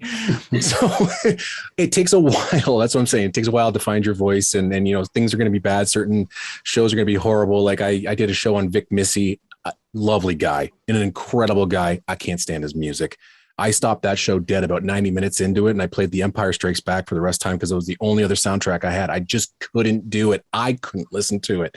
I also did another one where I screwed up my entire script for the whole show, and I said, forget it. I'm just playing music for the rest of the program. I can't do it. I was so very, very frustrated, and I still screw up to this day.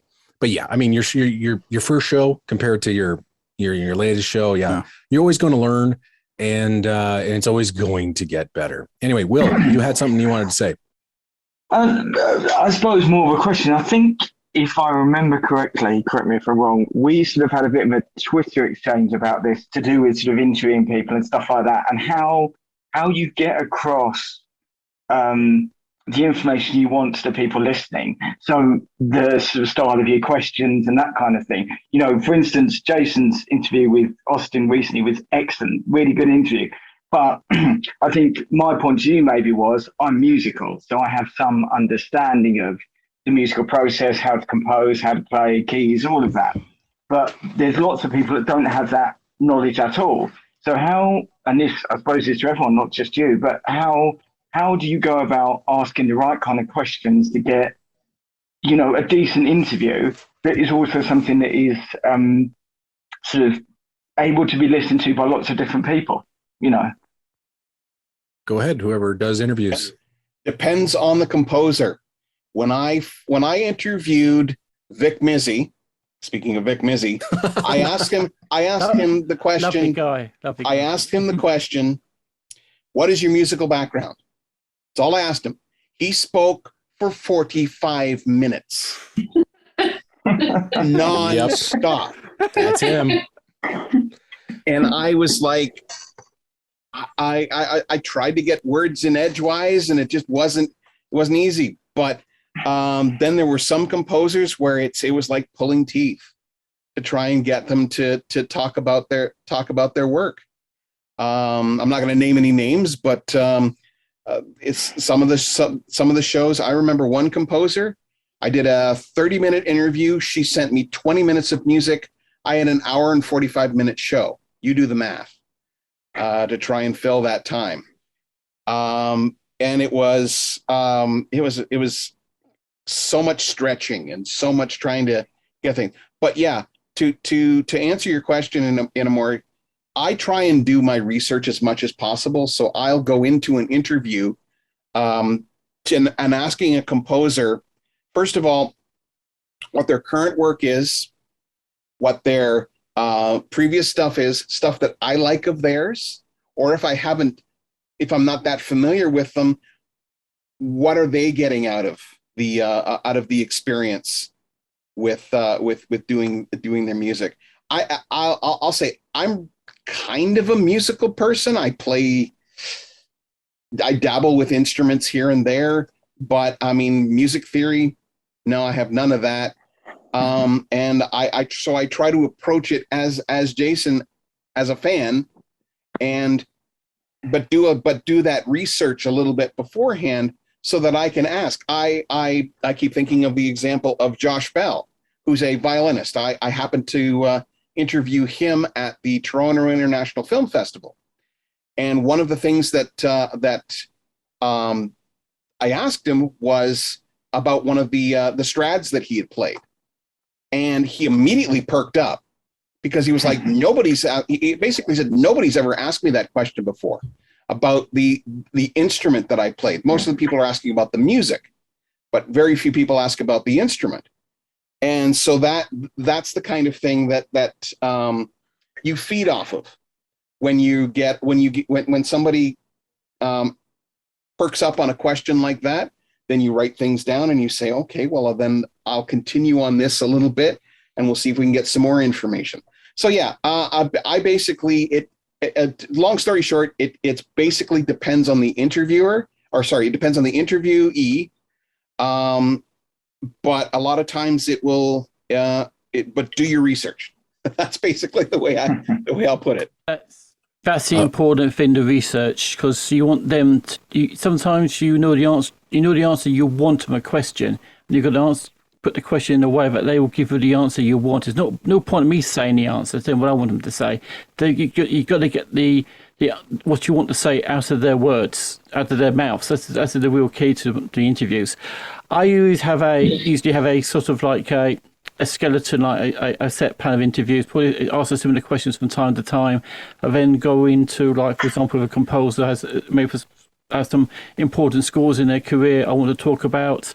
And it's also important those who play with that music to show people what they're talking about. You hear in a future interview I've done recently, there's a lot more of that sort of style in my interviews now. My interviews, like Erik said, my interview shows, my solo interviews are evolving. I'm not doing, for example, I used to say a lot of things in the track, this is such and such for my guest today, what's his face. I don't do that anymore. I try and keep the interview as natural as it can be, and it sounds as natural, like we're having a conversation. And there's a lot of the stuff I used to dub in myself and after the interview, but now I'm trying to keep, if it sounds legible, but some of the stuff when I'm talking, it sounds horrendous, but when it sounds really legible, I will always like to try and keep that stuff what I did on the interview in the show if I can.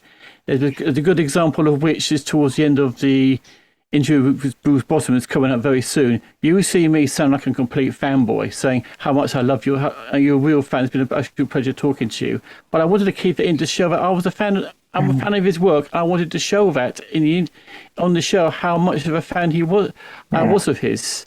And I think that's important to show in an interview a bit of yourself in the interview. The answers have got to come from the guy you're talking to. Nobody wants to hear what your opinions is most of the time. You want to hear the opinions of the guy you're talking to, and that's the most important thing. You may completely disagree what they say, but it doesn't make any difference. It's their opinions, and you've got to respect it and have that as part of the interview. Nobody wants to hear yours. It's got to be theirs, and that's important. So that's what I'm trying to do. You'll probably hear in the next. I probably started with Austin Wintory's interview. It sounded slightly different. It's going to be that similar style now of interviews, but I'm trying to talk to somebody in a total conversational sort of way, and the music just fades in. You see a bit what they're talking. Try to play the music what the answer's about, so you can hear some of it when you're during the show. Then when the conversation goes on naturally, and then I say at the end of the interview, if you like the music you've heard on the show, go to the Cinematic Radio website and you give you a list of what you heard. That's the sort of thing I'm trying to do. I'm trying to make the interviews more natural.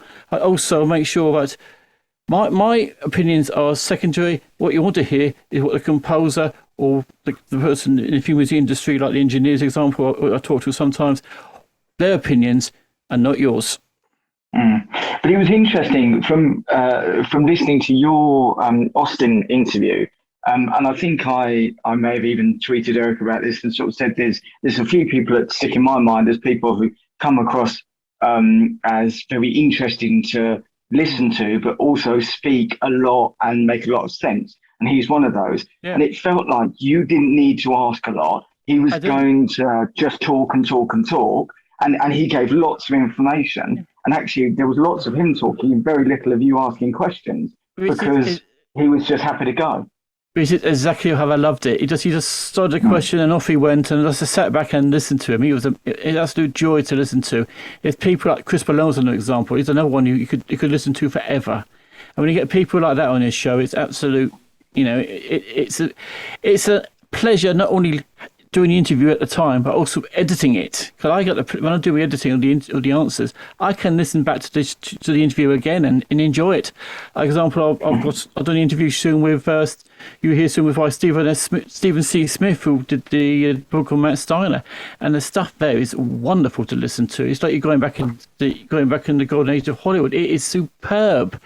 I've recently talked to Craig Saffin. I've been editing an interview this week, and it is fascinating and fascinating stuff he talks about his career and how it's developed. It is.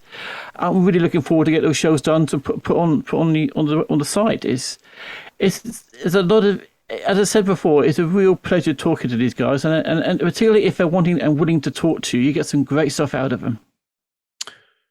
Does anybody else have anything they want to add to that? Yeah, I mean, I think one thing I will add that I think kind of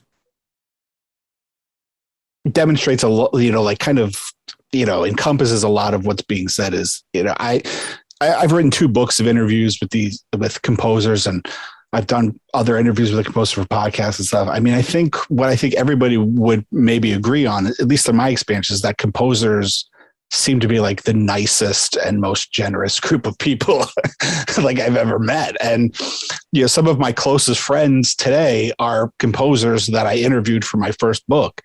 And so, I mean, they're for the most part really easy to talk to. Like, yes, you get like a John Carpenter who doesn't approach music the same way, doesn't think about his music the same way everybody else does.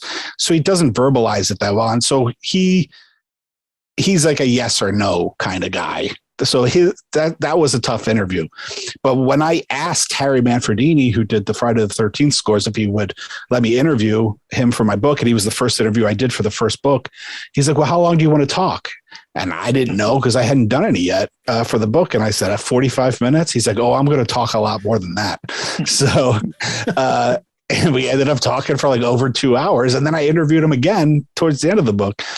But to kind of go more directly to your question, Will, I think what I discovered really quickly with my first book is when composers started to get down like a more technical theory based train of thought, so many of them, especially like the ones that went to school for it, more classical oriented composers, so many of them teach now, whether it's just like full classes or seminars and stuff. And so all I have to say is like, I need you to explain that to me in more layman's terms, or like, can you explain that in a way that like someone who doesn't know anything about film theory can understand it?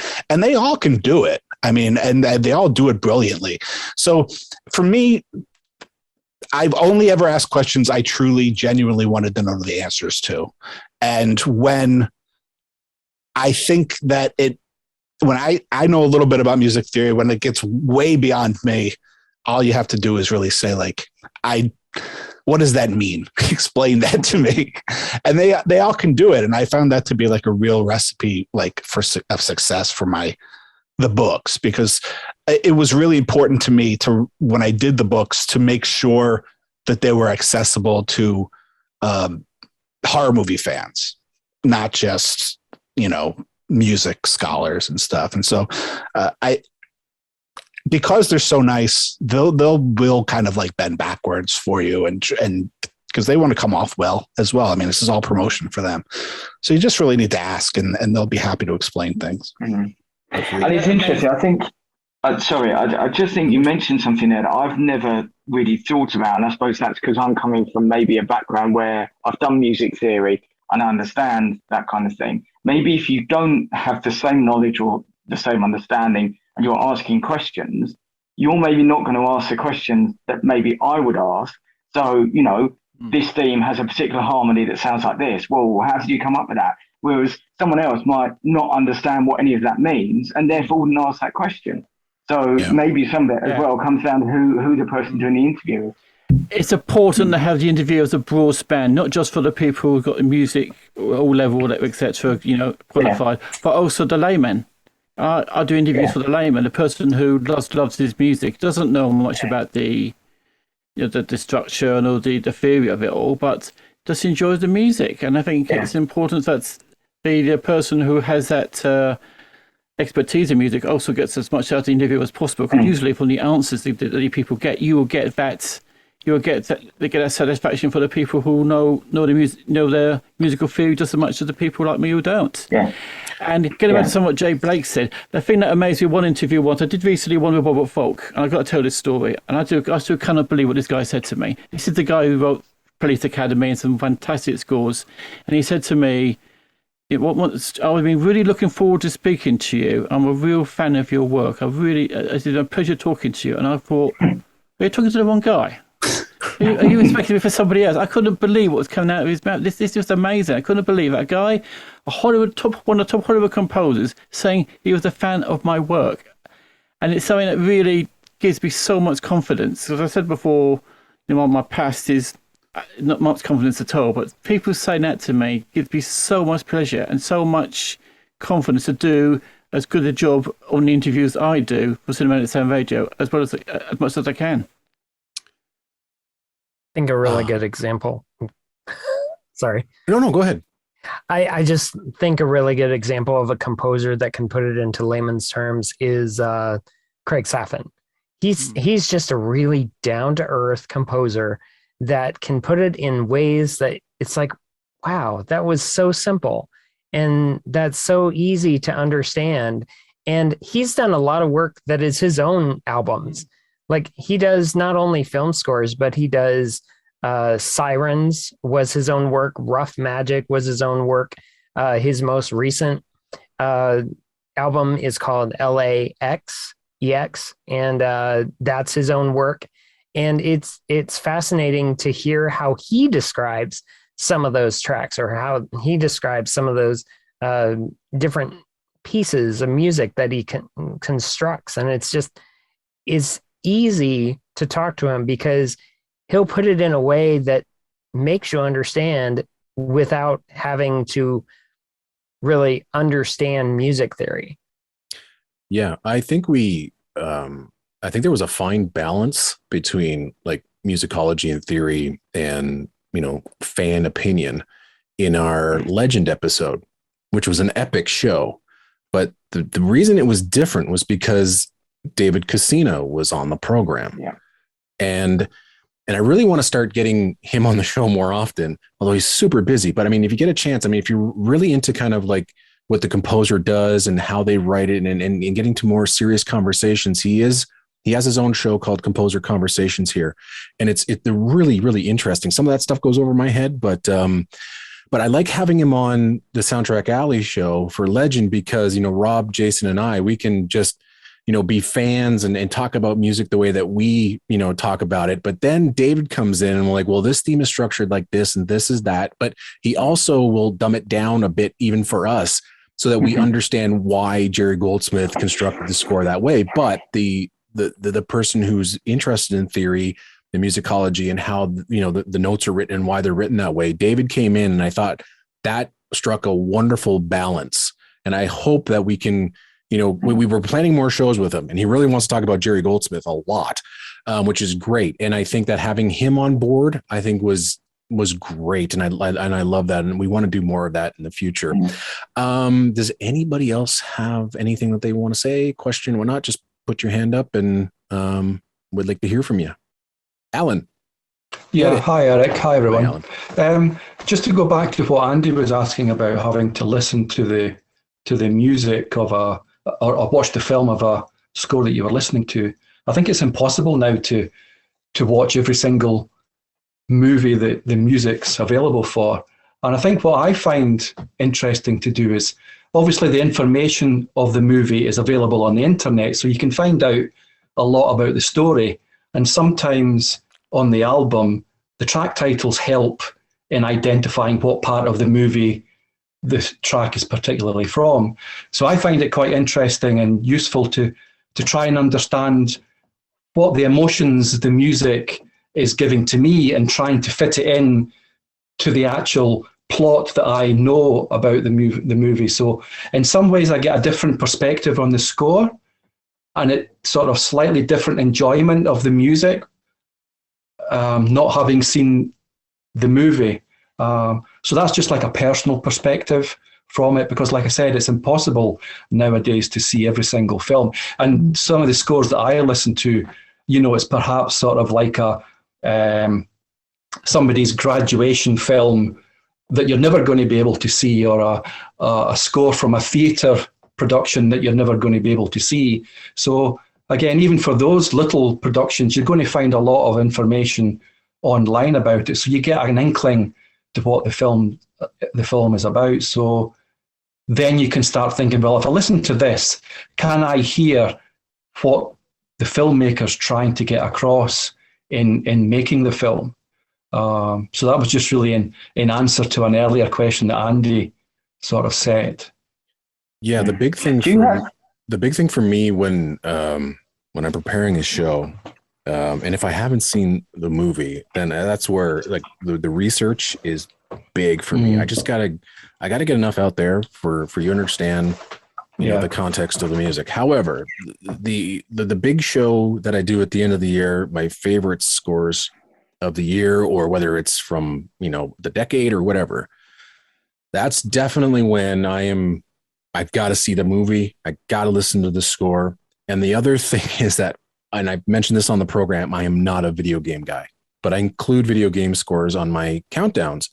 And the only way that I can experience that is by watching gameplay. And I watch a ton of gameplay. So if I'm hearing a video game score that piques my interest, I'm like, okay, like for instance, the Pathless, Austin Wintory score, I thought it was dynamite. And I watched his videos on the process of how to compose it. But now I'm like, well, it's great music, which is fine, but how does it work in the game? And so I watched an hour's worth of gameplay just to make sure that, because video game music is very, it changes all the time. And how those segues between certain pieces work, and the way Austin Wintory works is just, it blows my mind to see how it's a whole different way of composing.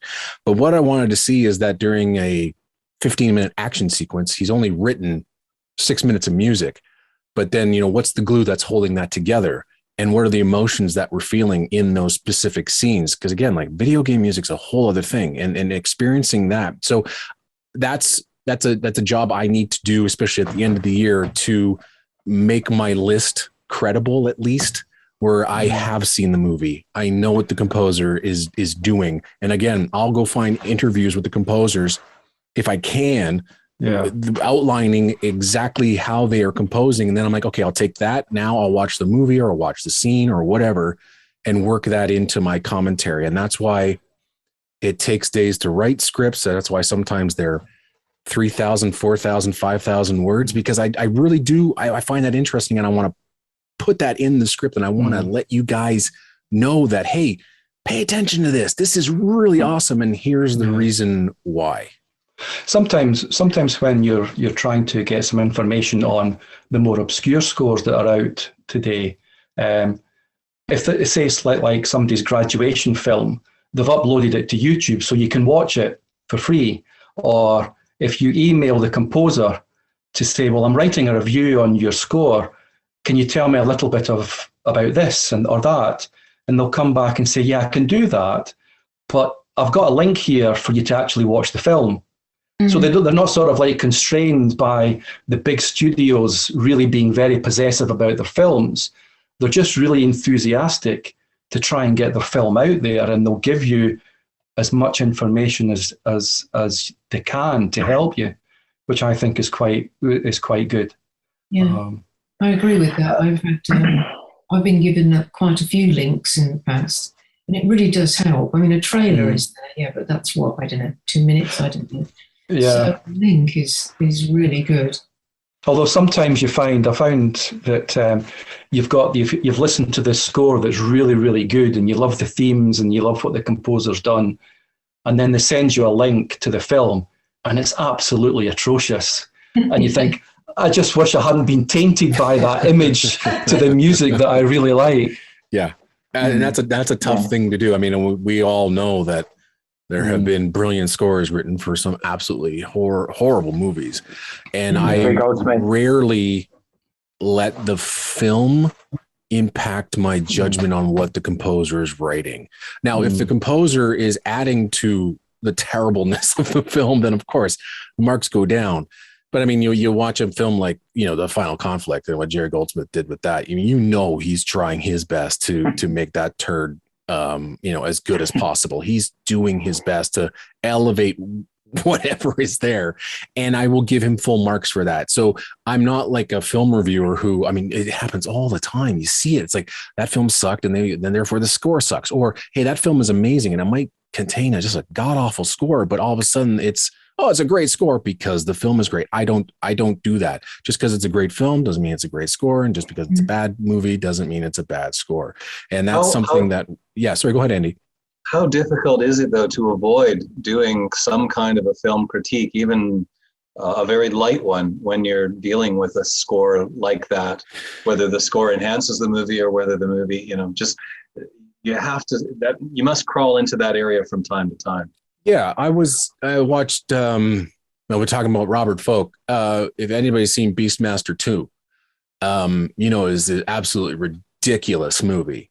And some of the stuff is, there's no reason for the music to be that good, but it is, and just kind of gives you a little bit of feel. So there's a hilarious montage in this film that just doesn't work, but the music elevates it to a point where you're like, okay, I'm all right with this. There's battle sequences that are just so bad, but there's just something about, the theme that he composed that you're like, okay, I can sort of get into this. And I think that's the testament of a truly great composer who can do that and knows how to elevate the drama no matter how bad that movie is. So yeah, it's tough to watch a really bad movie. But I think you can critique the film, but at the same time, so that they're not, I think in some ways as well, talking about the film and how bad it is makes the music seem even better and what the composers accomplished. I have an example. Yeah, go nuts. Indiana Jones and the Kingdom of the Crystal Skull. Yeah. Erik knows all too well. We discussed this on my podcast. And it was the first show that aired for the network on Cinematic Sound. And we were not fans of the movie. Like we were very critical of it. But the score is John Williams. And it's like, we couldn't help talk good about the music because the music was excellent. It was just a very bad film. The thing is, though, the composers must know that the films are bad as well when they're. Oh, yes. Yeah. Even though they might talk it up in interviews publicly. Yeah. But they know what they're trying to do. Jerry Goldsmith on The Final Conflict must have thought, yes. Jesus. Yeah, and then and it's like to Andy's point or question where it was like, yeah, you can critique the film, but on top of that, I mean, the way that I go about evaluating the score, and I don't know whether anybody else does, but it is how it works in context, but it's also what does it do in context to elevate the movie, and also, in my opinion, is it good music? I think we've had this conversation before where most scores just work. They do their job, but it's that small percentage that decides to do just a little bit more. And even if they're part of a mediocre movie, I'm like, okay, well, the score did its job and it worked in these scenes. And then it's like, oh, is it good music? And so that's where we come down to like Indiana Jones and the Kingdom of the Crystal Skull, which to me is a very mediocre, not very good movie. But there are moments For instance, the flying saucer going up into whatever the hell it was going up into seems very ridiculous, but John Williams made it in the most incredible moment. And I get goosebumps just thinking about it and watching that scene. Or even the music for when Indy sees the mushroom cloud for the very first time. It's so good. It is so great and elevates those moments of what could be something very silly into something where you're like, oh, well, you know what? That impacts me in a certain way. The thing is, everyone will have a bad film that they'll watch for the good score. Yeah. Oh, totally. Yeah. Yes. Yeah. But sometimes even a good score won't save a bad film. I know I've mentioned this. Depends what you mean by saving. Well, so as an example, Good Day to Die Hard is an awful film. I saw it at the cinema and I can't believe I spent money watching it. Die Hard went well downhill to get to that. But you listen to that score on its own. I mean, the score doesn't really do anything for the film. The film's absolute rubbish. But you listen to that score from Beltrami, amazing action score, amazing. The brass writing, everything about that is phenomenal. And that film is awful, you know. Yeah, and it's one of my favorite action scores ever. There you go. And as much as horrible as it was, there were moments where I'm like, he's capturing the excitement of this utterly ridiculous scene. But there were points where I'm like, I'm not watching it for the story. It's like special effects weren't too terrible. And I find that then Beltrami's just trying his best, but he's also then you're thinking, okay, well, what's he doing with the music? Well, obviously paying homage to Michael Kamen's original. I'm like, oh, that gives me points. Now, what's he doing with his own music and Kamen's music to create something different? And you're right, the writing's spectacular. And that's a point where I'm like, yeah, crappy film, but I'm going to put that higher up on my list because it is amazing music and people need to really listen to this and you'll enjoy it. What I find interesting with, all the exploration I do in the horror genre is like, with horror, and one of the things that the composers seem to really like about composing for horror is that like there's no rules. And so, one thing that I try to do with Scored to Death Radio is I really try to make a show that I think is a pleasant listen, because there's a lot of horror movie cues that work brilliantly in the context of the movies they're in, but they're not music in any kind of traditional sense if you try to listen to them away from the movie, but they work in what they're trying to accomplish, which is like, creating tension or just like a mood, an atmosphere. And when I did Cuts from the Crypt, I did way more episodes of that than I've done of Scored to Death Radio so far. And even with a recent episode of Scored to Death Radio, I played a cue from Carrie that's pretty abstract. And, I like to do that sometimes. But when I approach the show, I really try to think of it as like a music show. And so I for the most part, try to steer clear of stuff that's just like, for lack of a better term, noise, even though I think it works brilliantly in the movies they're being made. And if I do pick cues like that, I try to make sure they're short ones so that I can get to something that's maybe more melodic. But that's the thing with horror is that, you can't necessarily judge all of that music away from the movie because it is fulfilling its job. It's just not, it's not a pleasant listen when you get away from the movie. Well, but you can also have the opposite. Sorry. No. Go. No, you can also have the opposite. And again, I think this is something I've mentioned maybe to you, Eric.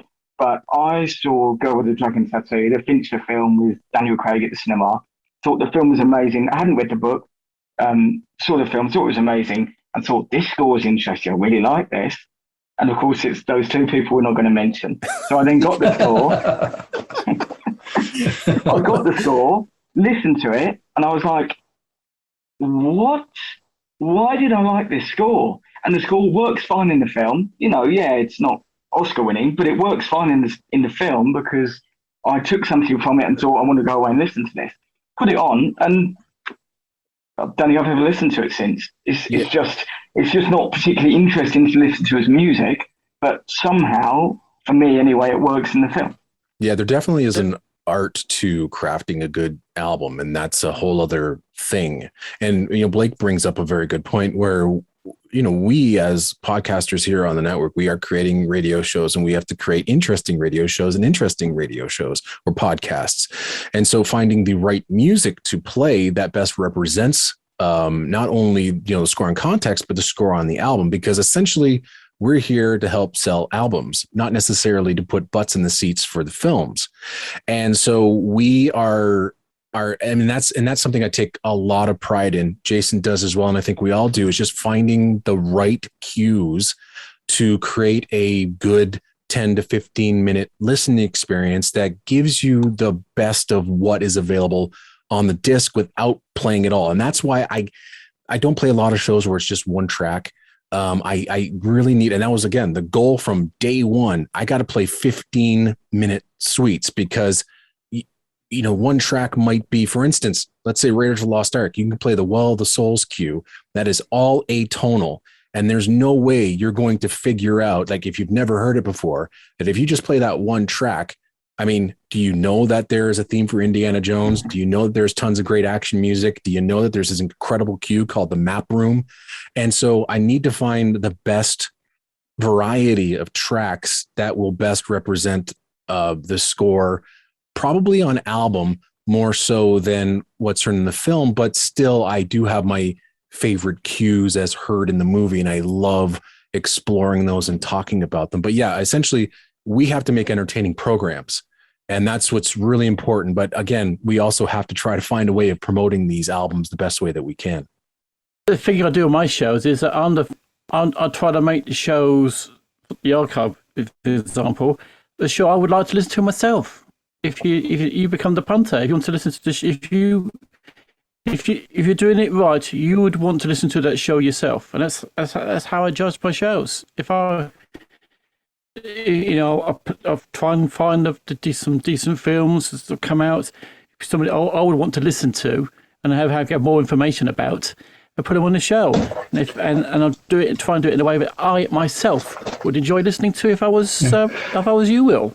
So an open question to people who put these radio shows together: do you find there's an antagonism between what are your favourite tracks and what are the tracks that would best represent the album that you're wanting to promote? Or are they more or less the same usually?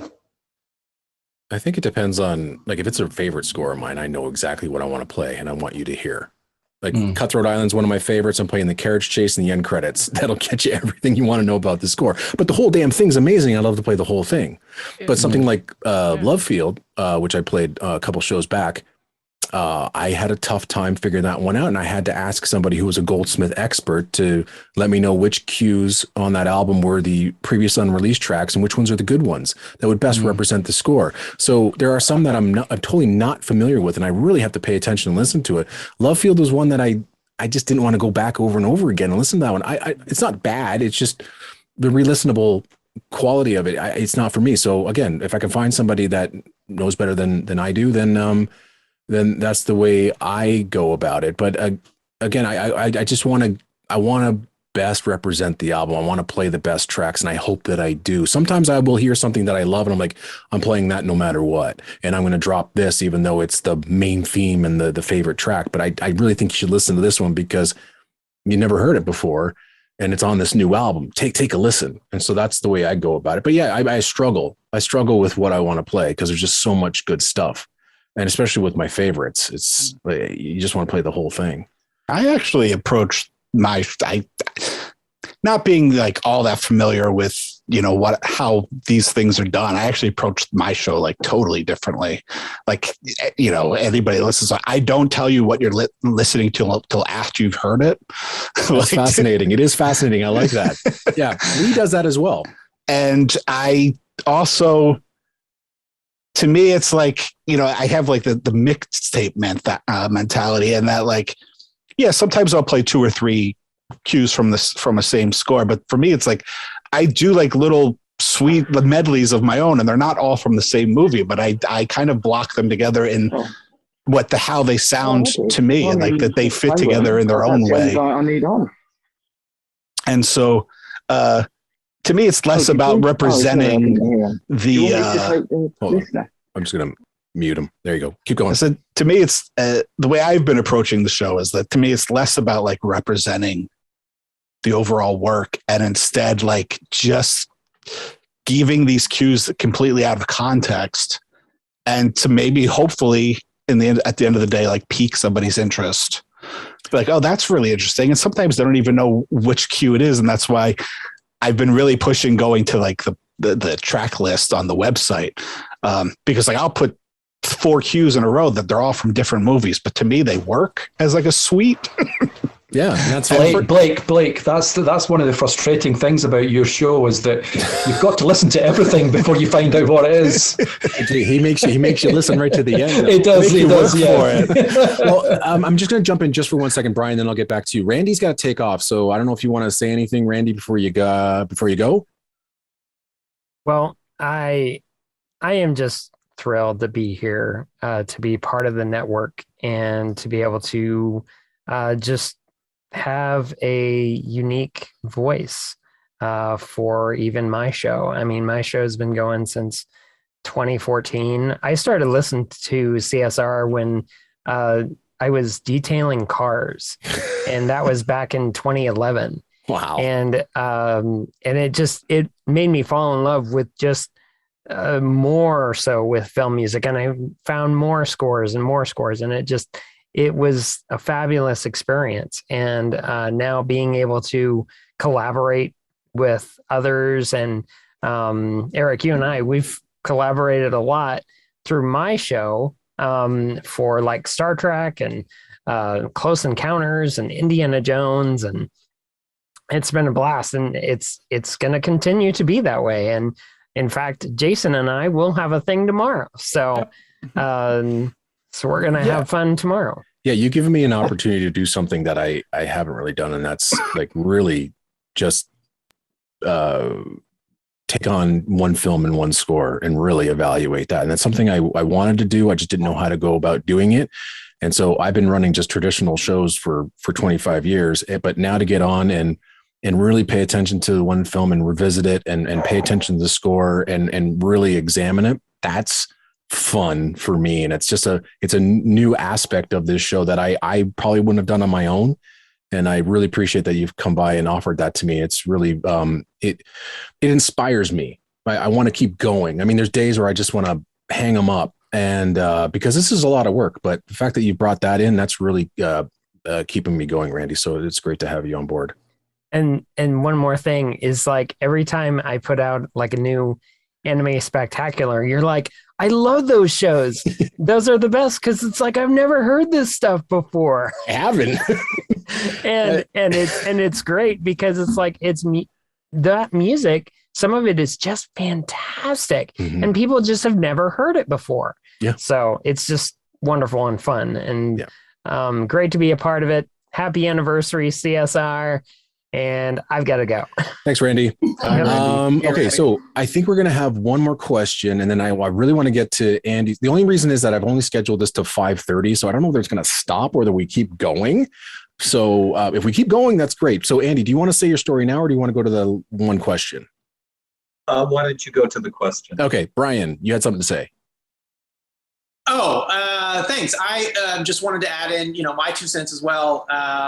So, I've been running, my podcast, A Score to Settle, for about 4 years. And, it is a mix of interviews and the solo shows. And I guess I like Blake's assessment, or his ops, is like that he takes a mixtape approach. Cause I'm like, yeah, that's pretty much what I do as well.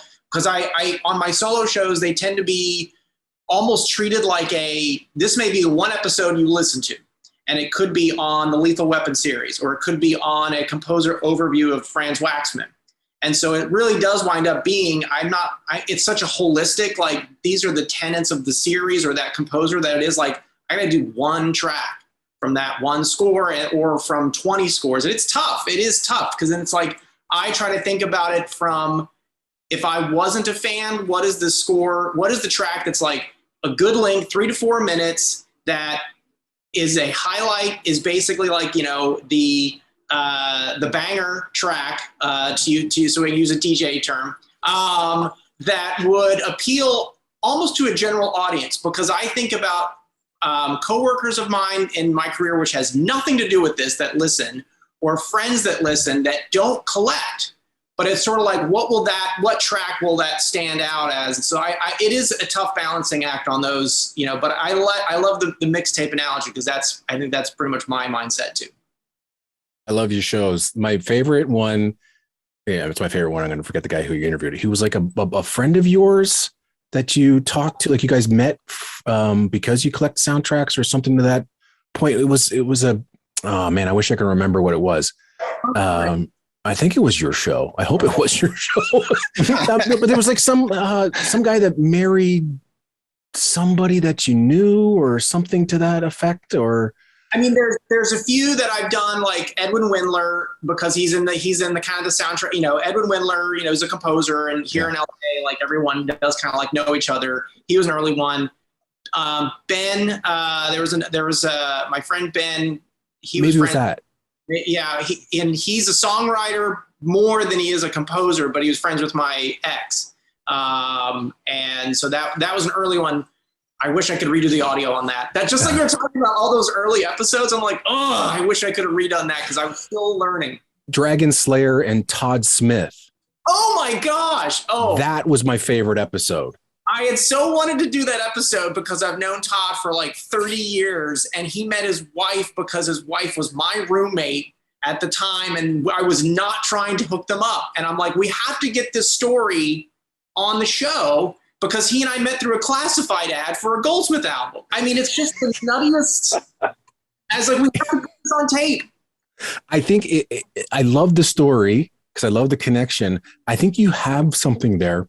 And there's another podcast that is sort of doing it called What's the Score? But I thought that you had a great idea of just talking to general fans of film music and how they got into it and the connection with that. And I thought that was something that maybe you were going to go down that route. And I thought I'm fascinated with that. And that's, again, something that I might be stealing from you because going on with this 25th anniversary, I want to talk to fans and what their favorite score is. So instead of it being on me, I want to talk to everybody and just for like 5 to 10 minutes and go, what do you like? And make a program out of that. But I think that if talking to fans of the genre, not the composers, not the orchestrators, but just people who love this, that fascinates me.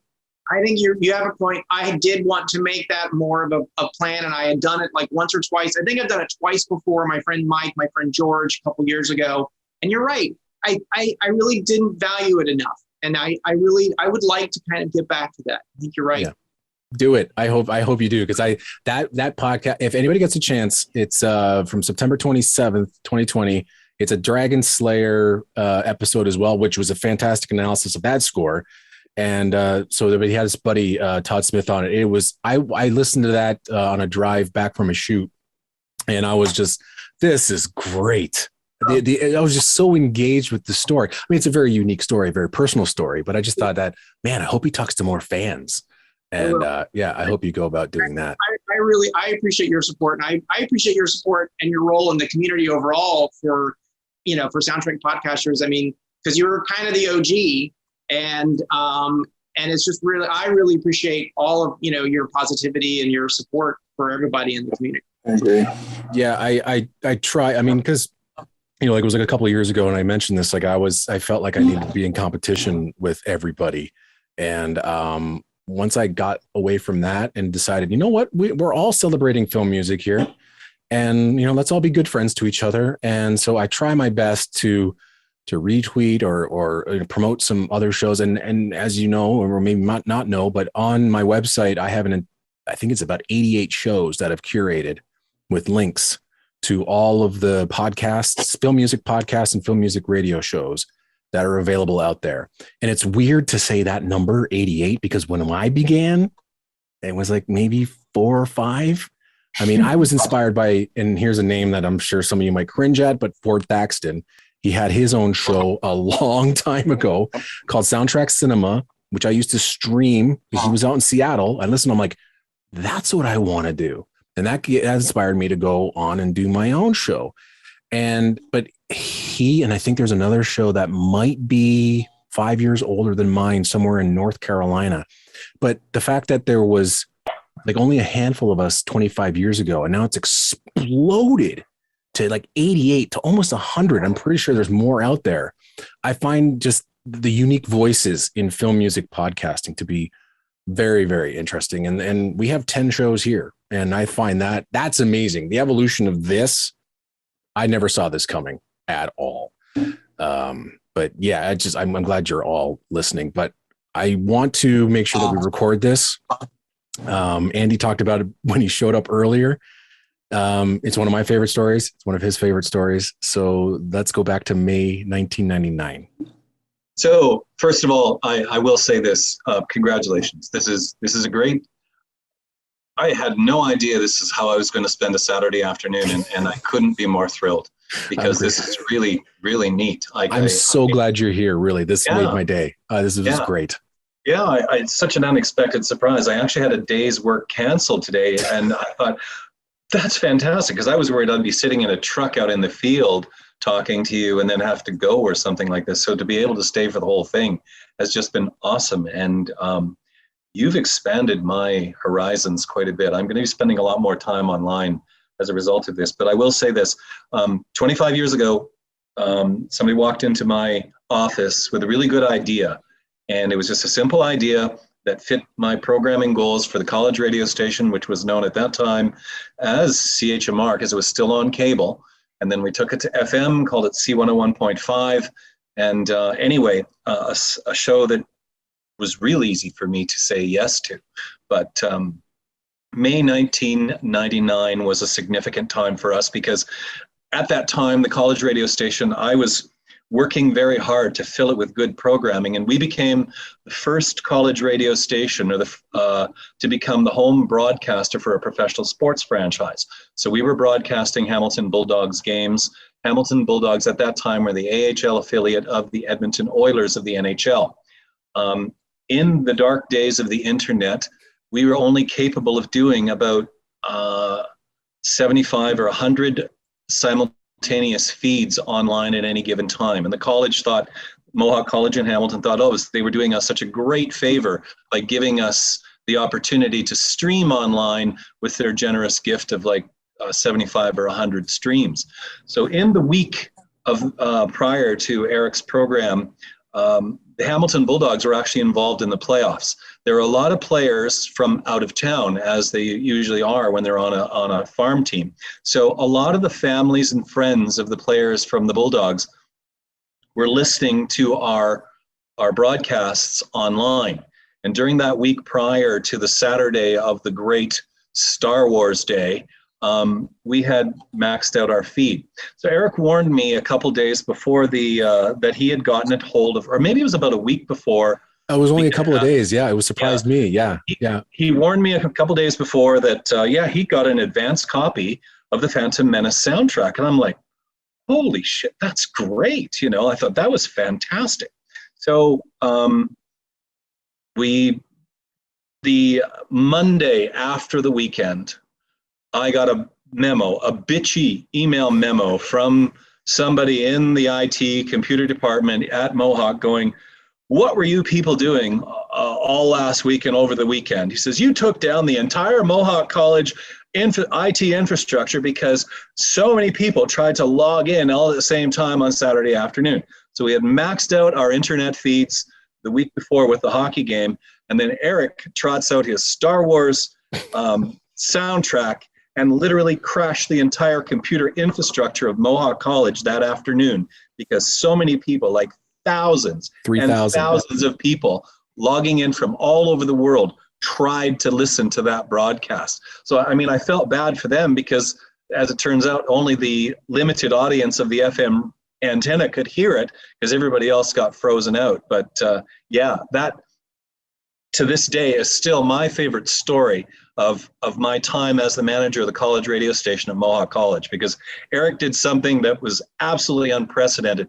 He did programming that so many people wanted to listen to, and to this day I'm so appreciative of that. It's like, just it's just such a great thing to be able to tell people that, yeah, I know someone who crashed the internet because he just did a really, really good show. And I'm so proud of it. It's just wonderful. So yeah, bit of a scrambled recitation of that, but it's just like a really good programming idea from a guy who I really like and who's given me my best story ever from my time at MoawhK College, and one of my favorite radio stories of all time. And very few people can truly appreciate what really happened that day, but I certainly do. And in the fact that you've been in radio for 21 years. Yeah, I did radio. That's the story that you're telling. It blows me away. It just does. Oh, it's such a good one. You know, like how many people do you know take down the college computer infrastructure just because so many people are trying to log in? It's just awesome. It was such a weird week because that week everybody was getting the Duel of the Fates single. Everyone had that, and that's what was playing on. Was on Much Music, was on MTV. All the radio stations were playing, but for some reason, and I must have done something right. But my PR person at Sony Classical, she sent me the single, but the album, and I'm like, "You've made a mistake." And I knew I had to call her immediately, and I said, "You've sent me the soundtrack. Am I allowed to play this?" And she's like, "Yeah, absolutely. I'm going to play this Saturday. This is before the film has come out. I mean, are you okay with this?" And she's like, "Absolutely. We want you to play it.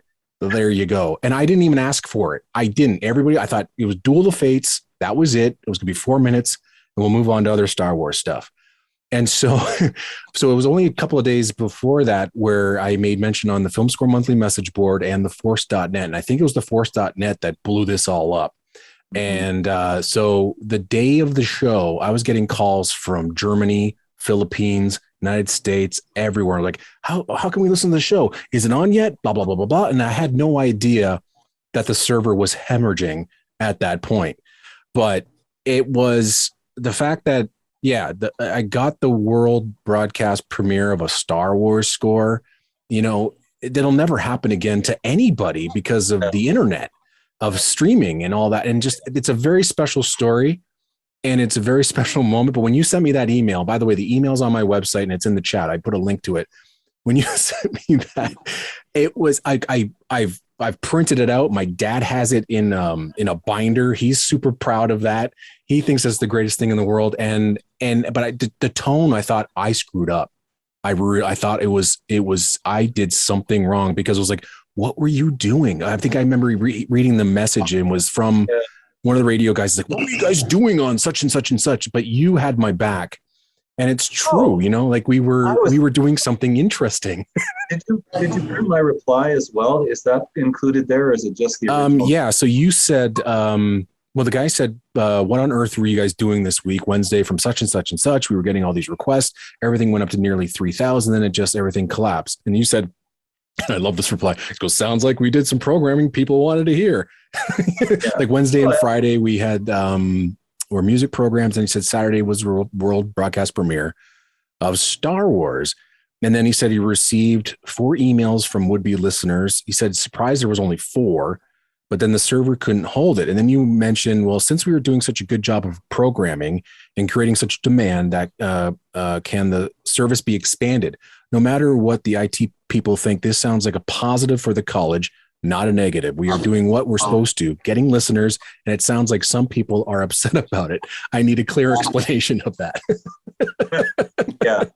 But it's just it was an incredible weekend, and I never expected that to ever happen to my little show on a little college radio station in Hamilton, Ontario. You know, and it's so crazy. I think the crux or the real pivotal point about that is the fact that somebody at Sony Classical really did you the favor, trusted you. You had built a solid reputation within the film music, especially among the promoters, that they gave you that. And perhaps, I don't think, I mean, we all know how big Star Wars was, the first 3 films, and for them to sort of just do you that kind of a favor but then, you know, to realize how big it's going to be is just awesome. Can you imagine the conversation at Sony thinking, right, who in the world are we going to send this to first? Right. Get it out there. Like Erik. Yeah. I don't think, and the thing is, I don't know whether she did this on her own. Like we had a really good relationship, and I wish I remembered her name. But she used to send me just anything and everything. She was really good. She was a real big supporter right off the bat when I was sending faxes to them saying, I got a soundtrack show. Would you send me your stuff? But yeah, just the message that I got from her was so odd. And by the way, remember that Fort Thaxton guy I was talking about? He was so upset at me because he wanted to play Star Wars on his show first. Erik, but yes, is there another Erik Woods that is more important? But there could be in the world. Sent it to you by mistake. Maybe. I don't think there's any Erik Woodses out there that are listening to soundtrack music and have soundtrack shows. Yeah. But I mean, it's funny that. I mean, I don't know whether she did it behind anybody's back or that's what I think of. But I mean, it's like she must have got permission from somebody, but they didn't send it to a major classical station. They didn't send it to wherever. It was, like I said, to this small little show on this little, radio station in Hamilton. And of music reps, I mean, if they're given the material to give out and promote, they can use their own judgment to whoever they want to give it to. It's not like she did it behind anybody's back or anything like that. If she had a copy of the album in hand, and she would just simply forward it to the people that she thought would probably do right by it. And obviously being impressed enough with your show, she did. And like I said, that little bit of trust led to my favorite radio story of my time at MoawhK College. As simple as that. Yeah, it's that was insane. And but I'm glad that I was able to share that with you. And well, I appreciate the fact that you let me share it with your colleagues here, because like I said, I truly wasn't aware of just how big you've grown this film community and it's the film music community, and you've managed to make so many good connections with some really interesting people, and I'm in awe of the fact that you lasted 25 years, but you've made it even bigger than I could have even imagined possible. All I ever thought was I wish somebody was paying you to do that show. I've always felt that it was such a good quality show and such a unique focus that, somebody should be rewarded for that. But this is, I never even envisioned this. This is amazing. Yeah, I know I wanted to give back at least to people who might not have had the opportunity to do this. So I had a venue. And so it was many years ago. We're like, hey, if you got an idea for a show, I can give you an hour and I'll host it. And why don't you come on and do it? And so we had a couple of guest hosts. I mean, Amir was here earlier and he did a Bernard Herrmann show for us, but he never stuck around. But then it was Jason when he came by and delivered that Horner show. And then it was, I honestly wish I could pay every one of you guys who are on here for doing the work, because you guys put so much effort into it and you saved my ass so many times over the years as well. But I love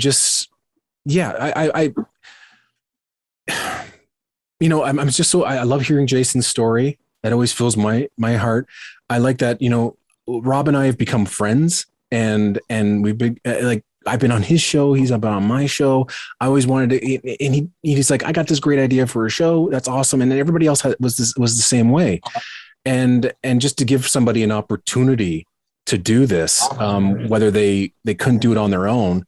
But I'll be more than happy to take what you have and I'll take care of it and I'll distribute it out there. But you have now a voice. And that's what I always wanted to do. Like, Randy, for instance, Soundtrack Alley was dying. He knew it. He was like, I'm getting 7 listeners and I don't want to do this anymore. I'm like, well, come on over. Let's see what we can do here. And I'd be more than happy to help you out. And that's why I have everybody here. It's like, whatever I can do to help you, find your voice and get your message across. That's why we have a network now. I never planned it that way, but I love interesting ideas and I love interesting shows. Saul Pincus was here and he's got a great idea for doing book reviews, film music book reviews on the show. And I want to hear that. There's other shows and other ideas, but 10 shows is a lot to take care of. And sometimes I get behind, and I'm behind right now. But I mean, I hope that everybody finds value in this program and finds value in all the other shows as well. And that's all I want to do is just offer interesting content featuring interesting people playing interesting music.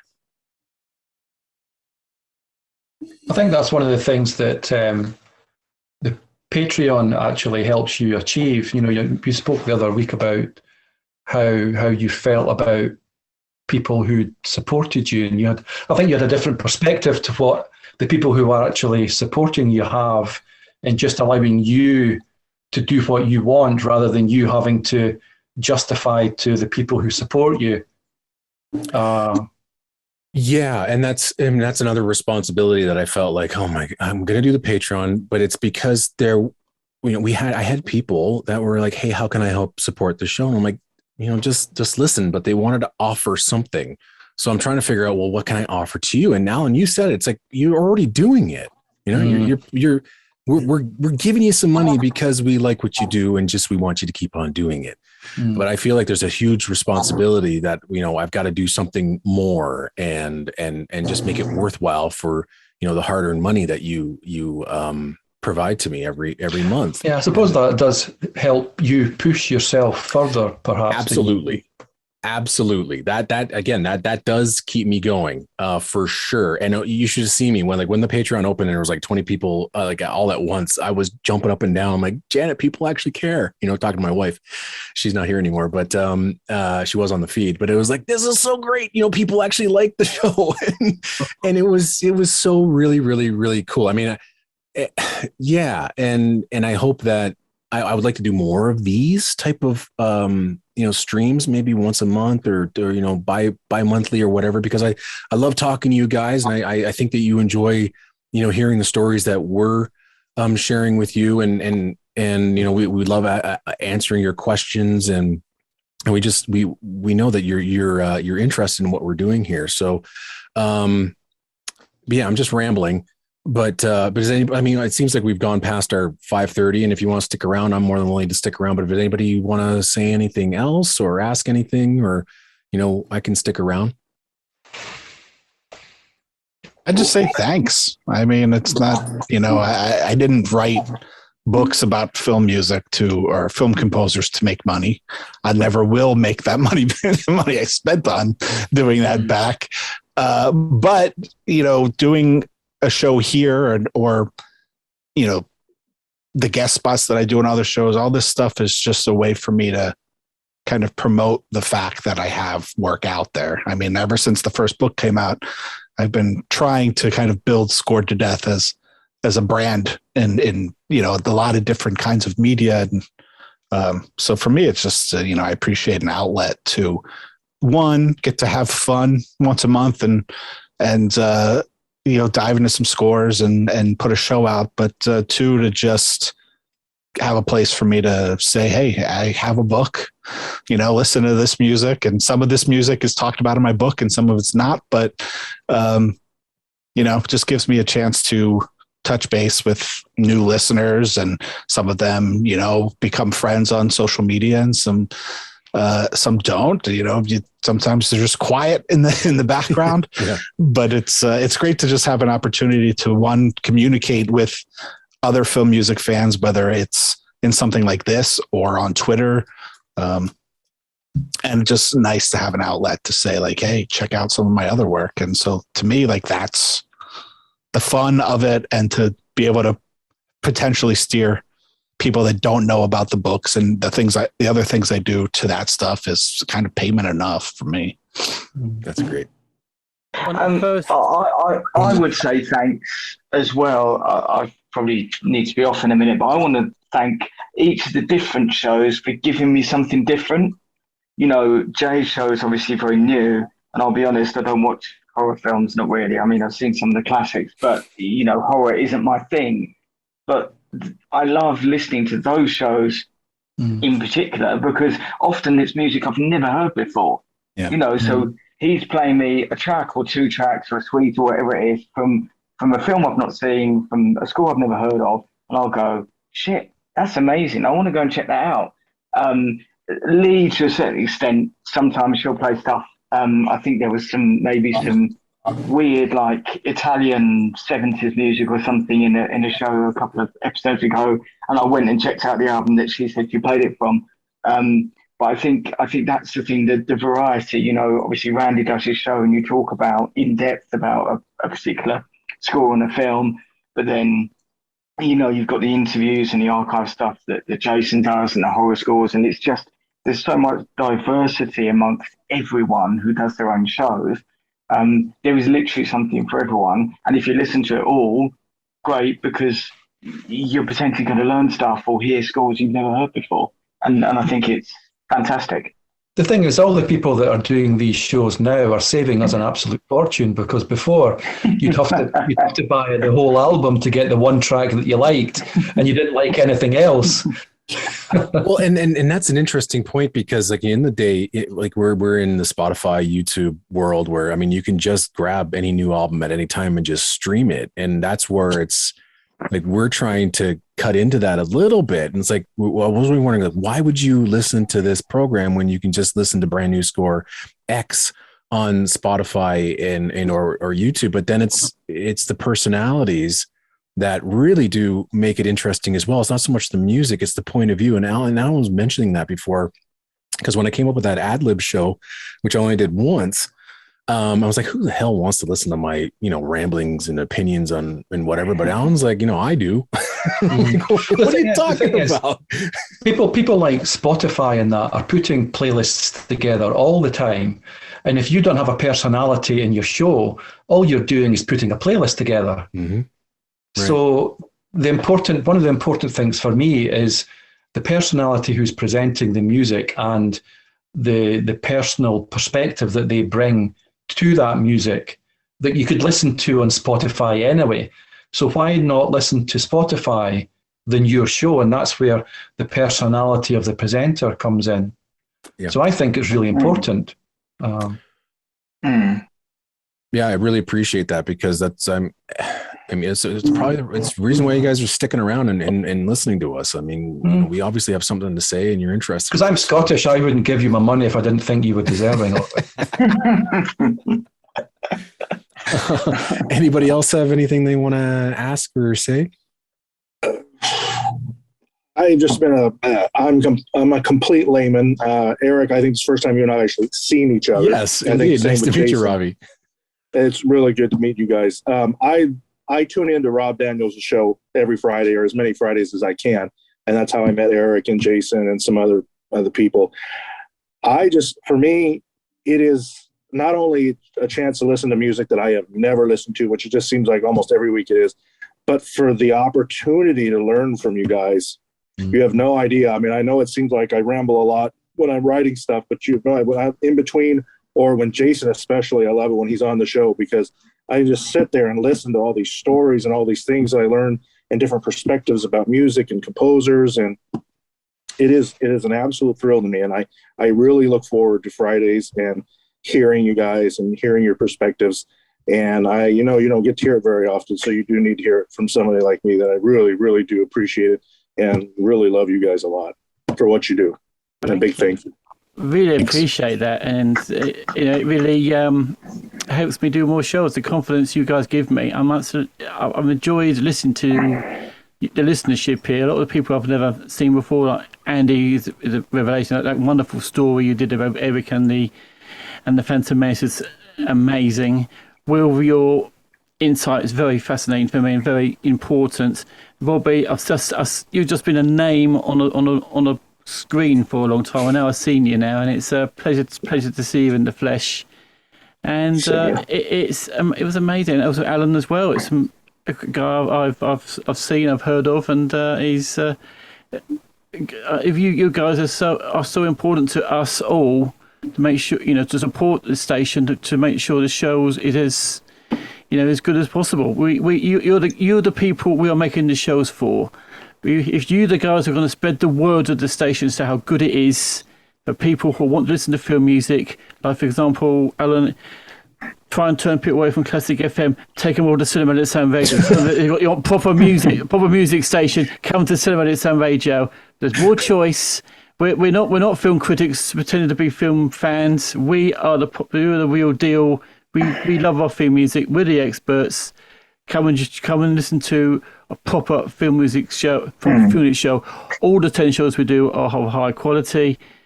You just spread the word. But I think that's a fair point as well. Not necessarily knocking what Classic FM does, nor whatever his name is, Andrew Collins, is it? Yes. But I'm sure there's a tendency to play scores like, Raiders or Titanic or Gladiator, or some of the big scores that they know people are going to listen to. Whereas the Caribbean's a regular as well on there too. Oh, there you go. Well, yeah, exactly. Whereas what we're talking about is variety of just all sorts of stuff. Whether it's on your show or Jay's or whoever, and I think that's where you're scratching below the surface. You're getting a lot more out of it. Obviously, you're getting the insight from the presenters that you don't get from film critics that pretend to be radio presenters, but you're getting different music as well. So I think it has a lot more to offer than just anything else out there, really. And that's the wonderful thing about film music is I think we all know the Holy Trinity and the well-named composers, but there's so many, there's people like Richard Band and Joseph Fichera and Trepanese and Passano, and there's so many names that a lot of people have never heard of that make really good film scores. And Rob is the first person to play them, and I'm like, okay, I've never heard anything from this person. And then I'm like, okay, now I know what this person sounds like and who he is, and so maybe even some interesting stories. But that's a great thing about film music. There are so many composers that people either have never heard of or heard of and never heard their music that you can tap into. And it's just a dearth of knowledge that I think even after all these years, we barely scratched the surface. Yeah. And 100% the scores that I've heard or composers I've heard for the first time on this network that I now will listen to regularly. Yeah, I take great pride in exploring some of the smaller guys. I mean, we can spend all the time we want, concentrating on Hollywood, and a lot of the great stuff still comes out of Hollywood. But I mean, even our access, anybody that's part of the IFMCA here, we are given so much music that is never released. I just got an email today from Arnaud Baltier, and he's like, this score hasn't come out yet, but I want you to have a listen to it, because he likes what I do. And he goes, tell me what you think. I mean, it's what? So, I mean, we explore all, I mean, that's the great thing about Anime Spectacular. It's like, I would never do that. I wouldn't, because I don't know anything. I mean, horror music, I only do on Halloween. Video game music, I've played it, but not as in depth as Erik and Rob jumping into all the weird stuff that he has.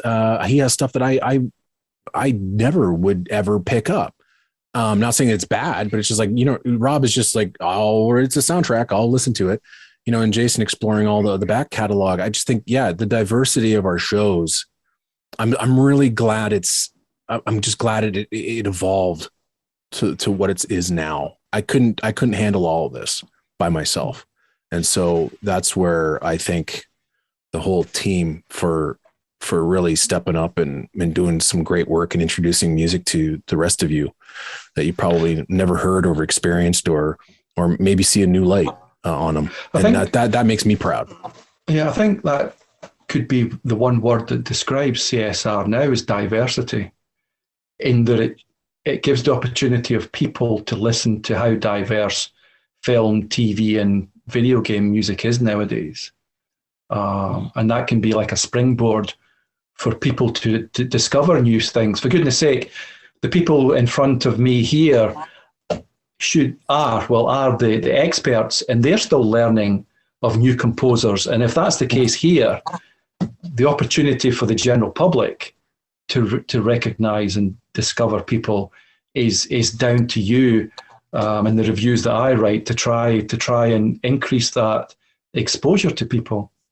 It's funny, you were talking, Rob, Robert talking earlier on about obscure scores. I remember like 40 years ago, like Rambo 2 was, Jerry Goldsmith's score was an obscure score because the only way you could see it or hear it was on the film. And the number of times I spent flicking through the albums in record stores and finding a James Bond score and thinking, oh my God, I've found it. And you just couldn't find those normally. And that's what was obscure back then.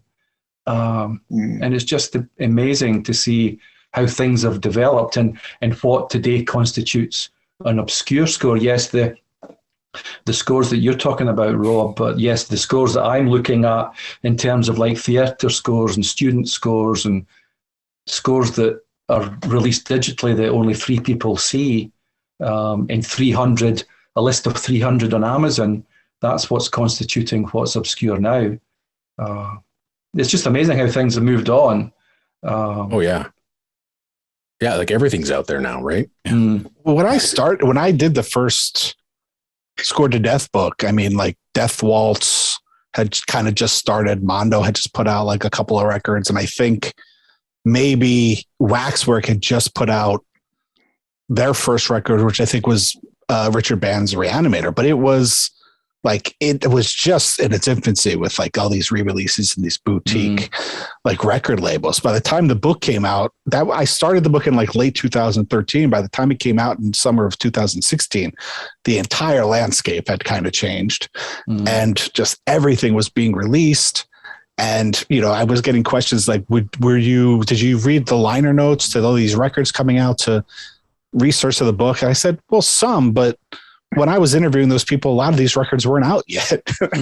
You know, the entire landscape had changed. It was crazy.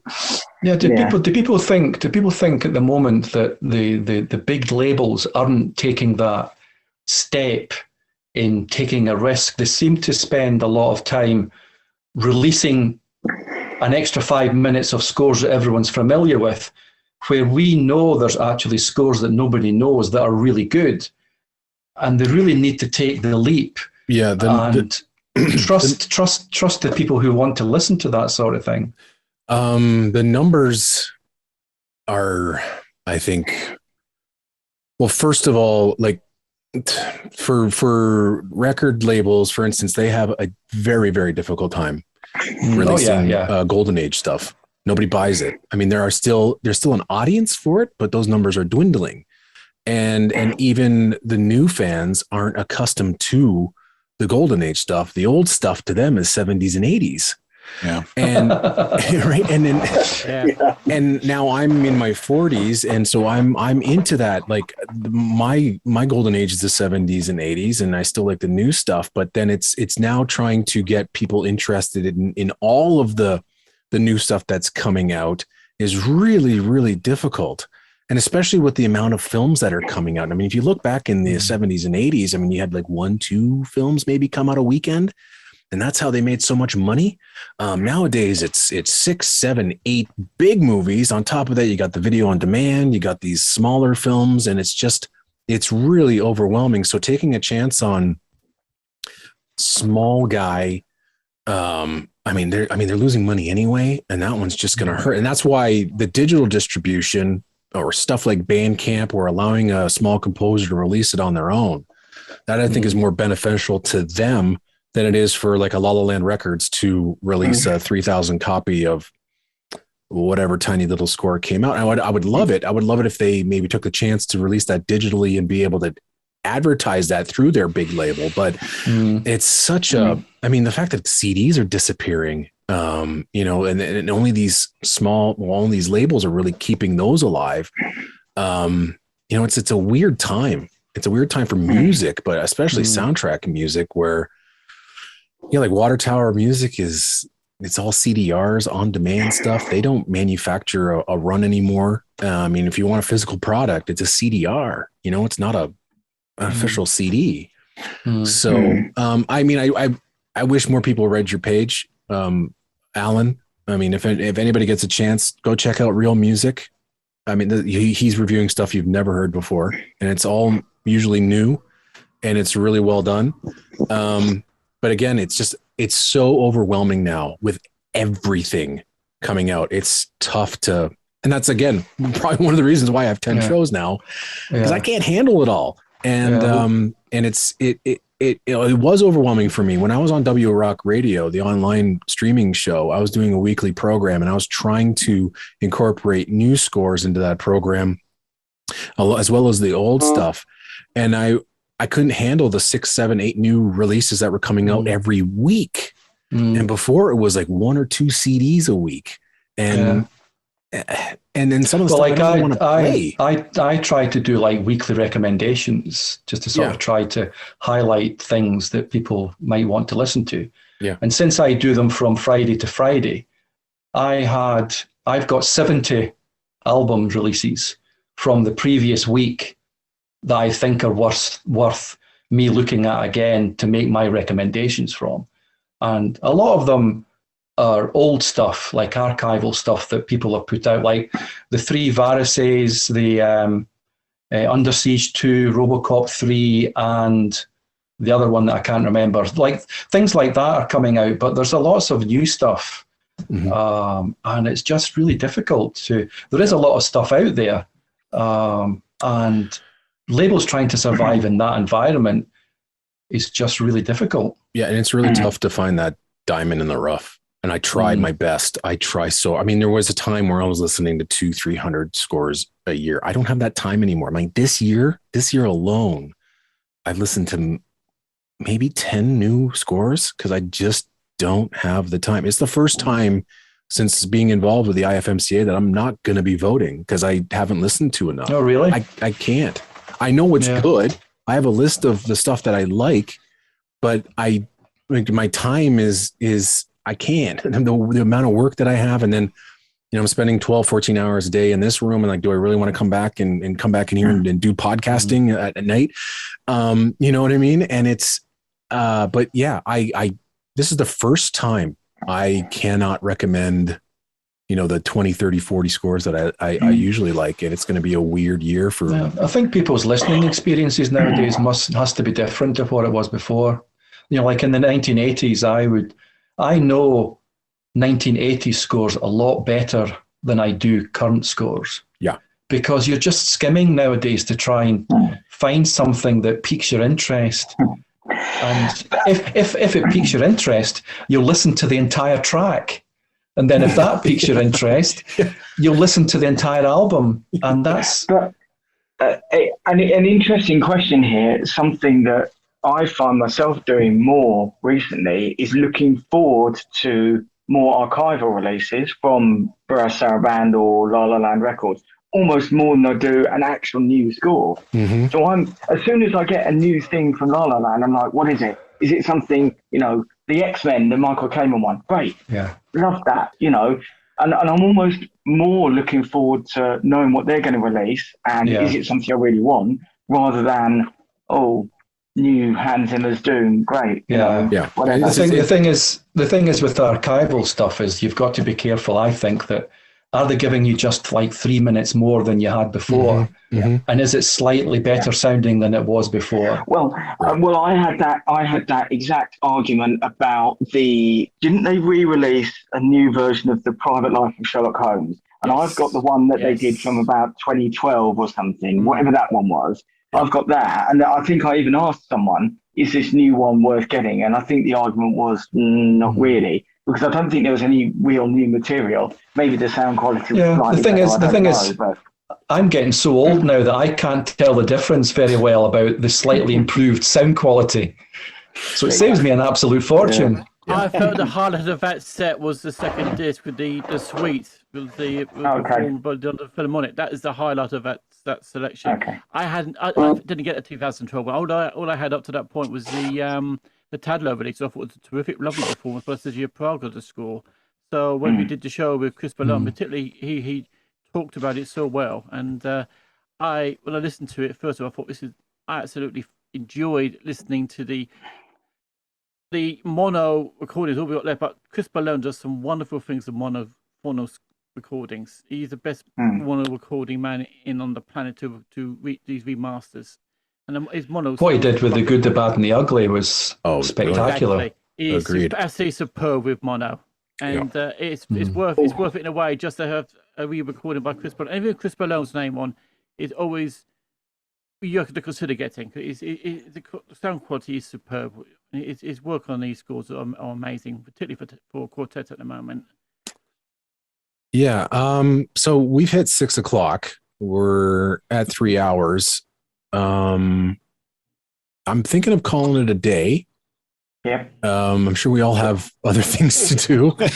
But I've got a train tomorrow. I'm going on a train tomorrow. Oh, you're right. Yeah. But I you know, whoever stuck around, you know, thank you very much for this. This was so much fun. And Andy, geez, the fact that you showed up, I'm just so glad you were able to contribute, and it made it so much more enjoyable than what I thought. And hey, Dave, it's great to see you. You want to say hi or anything before we go? Well, I've been lurking all along, just as the kind of the face of the listener, because I mean, most of you guys are involved in the shows in one way or another. Possibly 2 or 3 of you aren't, but it's just as someone who enjoys listening to the shows, it's been great to sort of see more of the faces and hear more of the kind of background stories. It's great. At the end of the day, we're all listeners. Yeah. Oh, that's profound. Erik, you should stop now. Stop now. Yeah. And scene.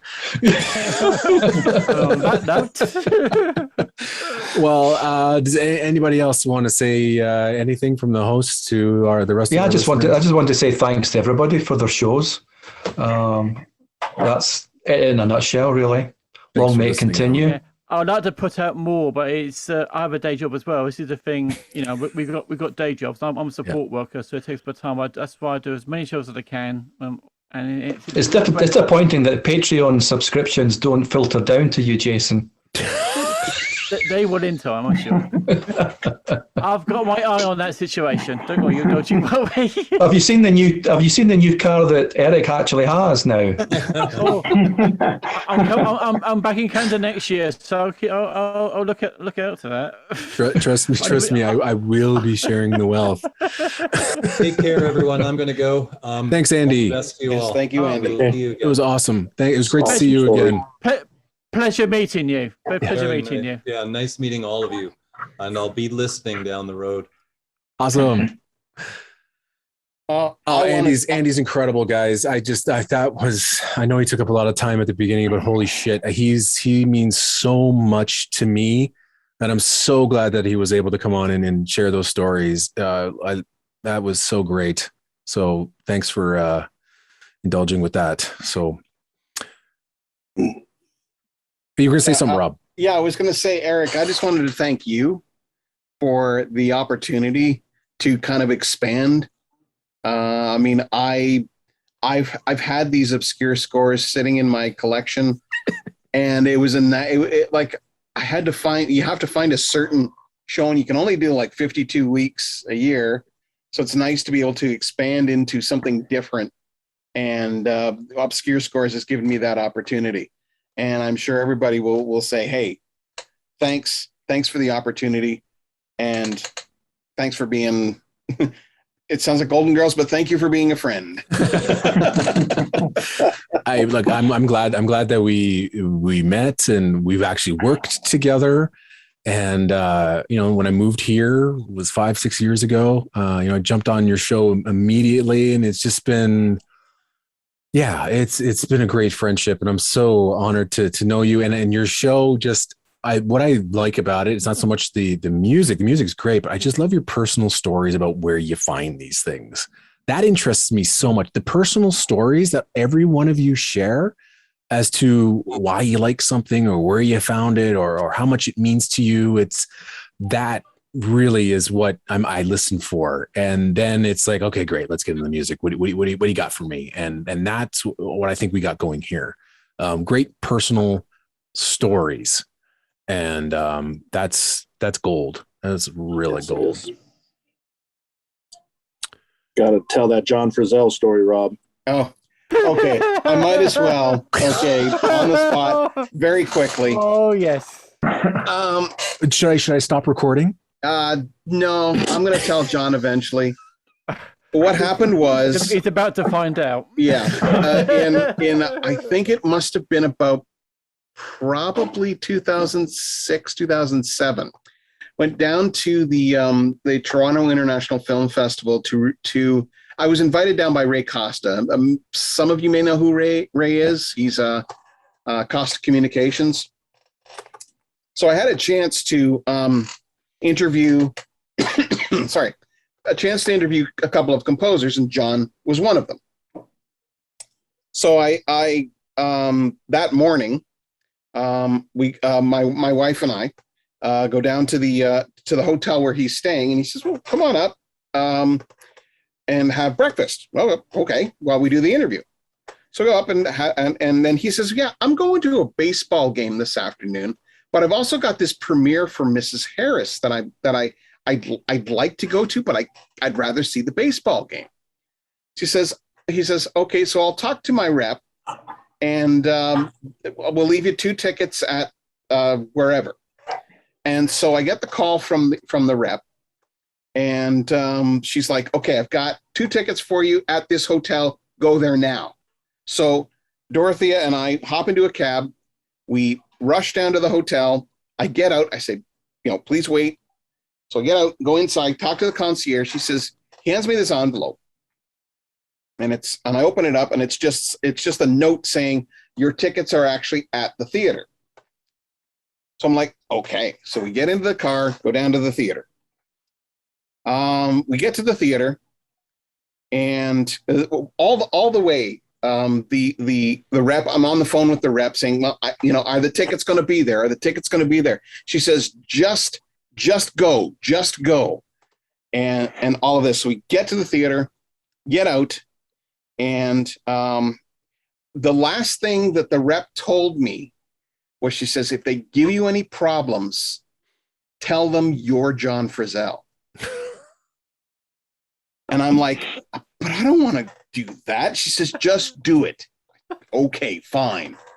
So walk inside and go to the box office, and I say, "Hello, I was told that there are 2 tickets here for John Frizzell." She says, "Hang on, I'll go look." Goes back, comes back. "So I'm sorry, there's no tickets here." She says, "Who are you?" I said, "I'm John Frizzell, the composer of the film."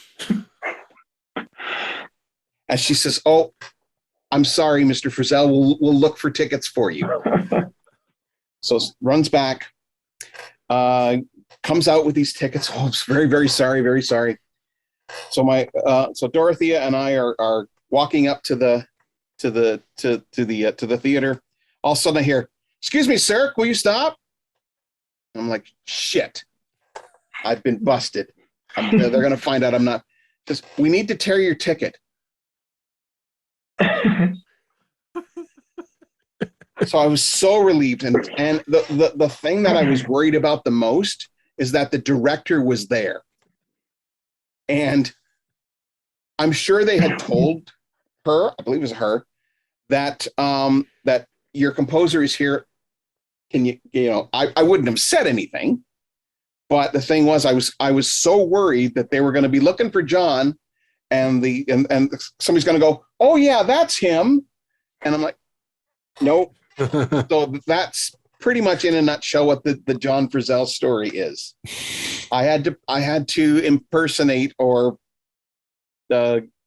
pretend to be John Frizzell for a few minutes, but I'll tell you, I was so scared that I was going to get busted. I was going to get charged for fraud or something like that.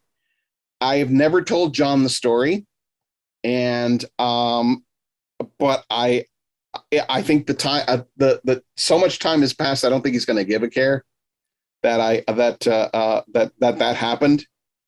Cause I hope he enjoyed the baseball game. I never heard from him after that. But yeah, that was that. Thank you, Robbie, for making me come clean about the John Frizzell story. I have told it on the feed before, but this is the first time I've told it in a group of people who actually know who John Frizzell is. Imagine they asked you on stage, "Come on, let's bring the cast and crew up." Here's John Brazell. And I would have just been hiding John, the whole time. Yeah, John, I heard us up in the balcony, and this big spotlight. And it's like, that's not John. That's awesome. Yeah. All right. Well, I think that will wrap it up. That was fun. Thanks everyone for joining. Thanks Thank Erik, you for hosting. And congratulations, Erik, on 25 years. Congratulations. Thank you. It's as I said, it's been a journey, and hope we can keep going and doing more great stuff. And I would like to do another call like this at some point. And like I said, maybe we'll do it monthly, bi-monthly, whatever works. But maybe we can get more of the cast and crew here on. We can talk film music and podcasting and whatnot. But yeah, it was great to see all of you show up. And yeah, thank you. Thank you for listening. Again, without you guys, we don't have a show. So thank you very much. Thank you. Thank you, Erik.